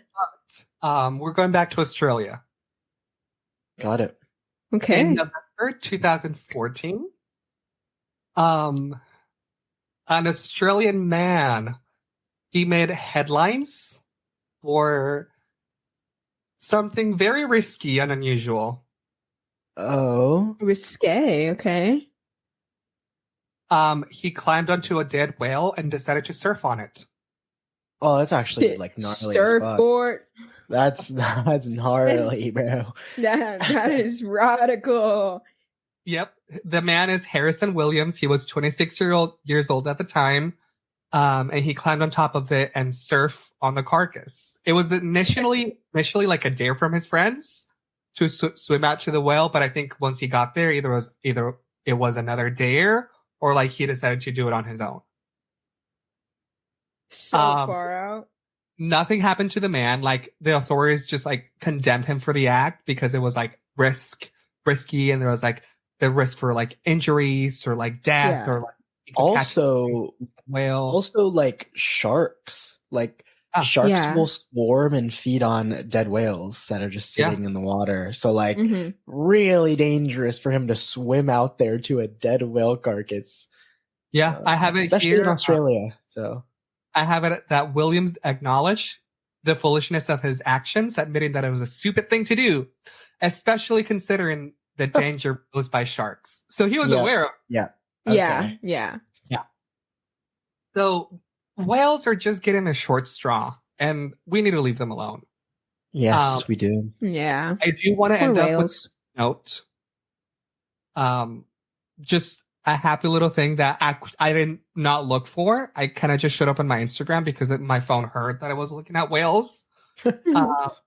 They have finally photographed the first whales having sex, and they were gay whales. Oh yeah, the 2 male. Yeah, I saw that. Yeah. Oh my god, so proud. So that is whales. Homophobia. Wait, no, not homophobe. Homosexuality in nature. Yes, Bromosexuals. Not homophobia. Alex, what did you say? I said bromosexuals. Oh, I thought you said promote sexuals. And I'm like, what? No. Bromosexuals. Yeah. Oh yeah, that's whales. Yeah. We love whales. I support it. I love it. We love whales. Yes, we do. I speak whale. No, you don't. Oh, like Dory from Finding Nemo. Exactly. I am Dory. No, you're not. But that's well, whale. thank you for sharing. Thank you for No, telling. Thank you for us about the sharing. whales. I'm glad you enjoyed it. Yeah, it was good. Yeah, Also, I think really. floating whales is one of the like just silliest things of this world. I don't know. Yeah. whales. I didn't realize how much I liked them until I started researching this, but then I realized I liked them. Because Whales are sick. question mark? Whales are sick. Yeah, whales are sick. In a good way. Yeah. Yes. In the best way possible. No, but yeah. So I'm actually glad that you covered kind of a dark story so we could end with something light. No, literally. Yeah. We always do that, like unintentionally. It's not Yeah. planned, but it was like a relief. You're like, I have a dark story, and I'm like, I have a light story. Ooh. I have a story. You have the like the segue middle ground story. Yeah. Which is like perfect. You get to calm us down, and then like whoever's last either like makes it worse. Exactly. Oh, thanks. I didn't know I was chill like that. We're all part of the team here, you know. Yeah. There's no I. There's no I in team, except for me. Oh my god! But because I'm cool. I don't like that we said that at the same time. You're good. Well, thank you for listening. Thank you. Thank you. We love you. Books. What? I was like, episode 5 is in the books. Episode 5 is done. It's done. And that's a wrap, folks. That's a wrap. If you like what you heard, feel free to follow us on our social media at Chambers of the Occult everywhere. Yeah. Check out our website. Yep. And if you have chambersoftheoccult.com. Yep. Check it out because like you heard today, Kai covered one. Alexis and I might cover another one soon. Yeah. Also, Definitely. I hope I did justice to your case. Whoever suggested it. Like I said, I could have gone more in detail, but I think I left it at a good spot. You went into enough detail. Yeah. Send us an email. Let us know how Kai did.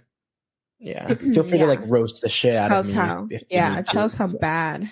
Yeah. Give us Feel free to rate us. But like specifically me, like leave Jay and Alexis alone. They do great. No. You can tell me how I did too. But yeah. Any Conjuring fans out there? Yeah. Any Conjuring fans?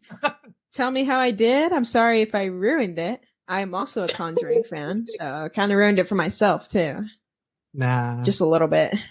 It's still good. They're still good movies. Yeah. They're still good movies. Yes. They're fun Definitely watches. entertaining. Yeah. Have you guys seen the new Nun that came out last year? The Nun 2? Yeah, the Nun 2, right? That movie was so cringe. Was it? Good watch. Like the Nun 2 that came out last year. Didn't we see it? Watch it. Yeah, we saw it. Yeah. But it's just so dumb, like the plot line. Goat. The demon goat. The demon goat was my favorite. The first scary movie I ever watched in the theaters was Paranormal Activity. Oh my god, I love Paranormal Activity. That's fun. To like be there watching it on the big screen, but it was like looking back, I'm like, why did I go? But then again, it was the first one, and we didn't really know what it would be. So entertaining. Yeah. I love Paranormal Activity. I just think they're funny movies. They are funny. Yeah, they are. Well, thanks for listening. Wait. I have one more thing to say before we end. Goodbye. No. All right. If she says something about Josh Hutcherson, can you edit in like a beep over it, Jay? Oh, I will. Before we. Okay, cool. Sounds good. Say it like. Huh? Good night. Okay, good night. Good day. See you next time. Bye.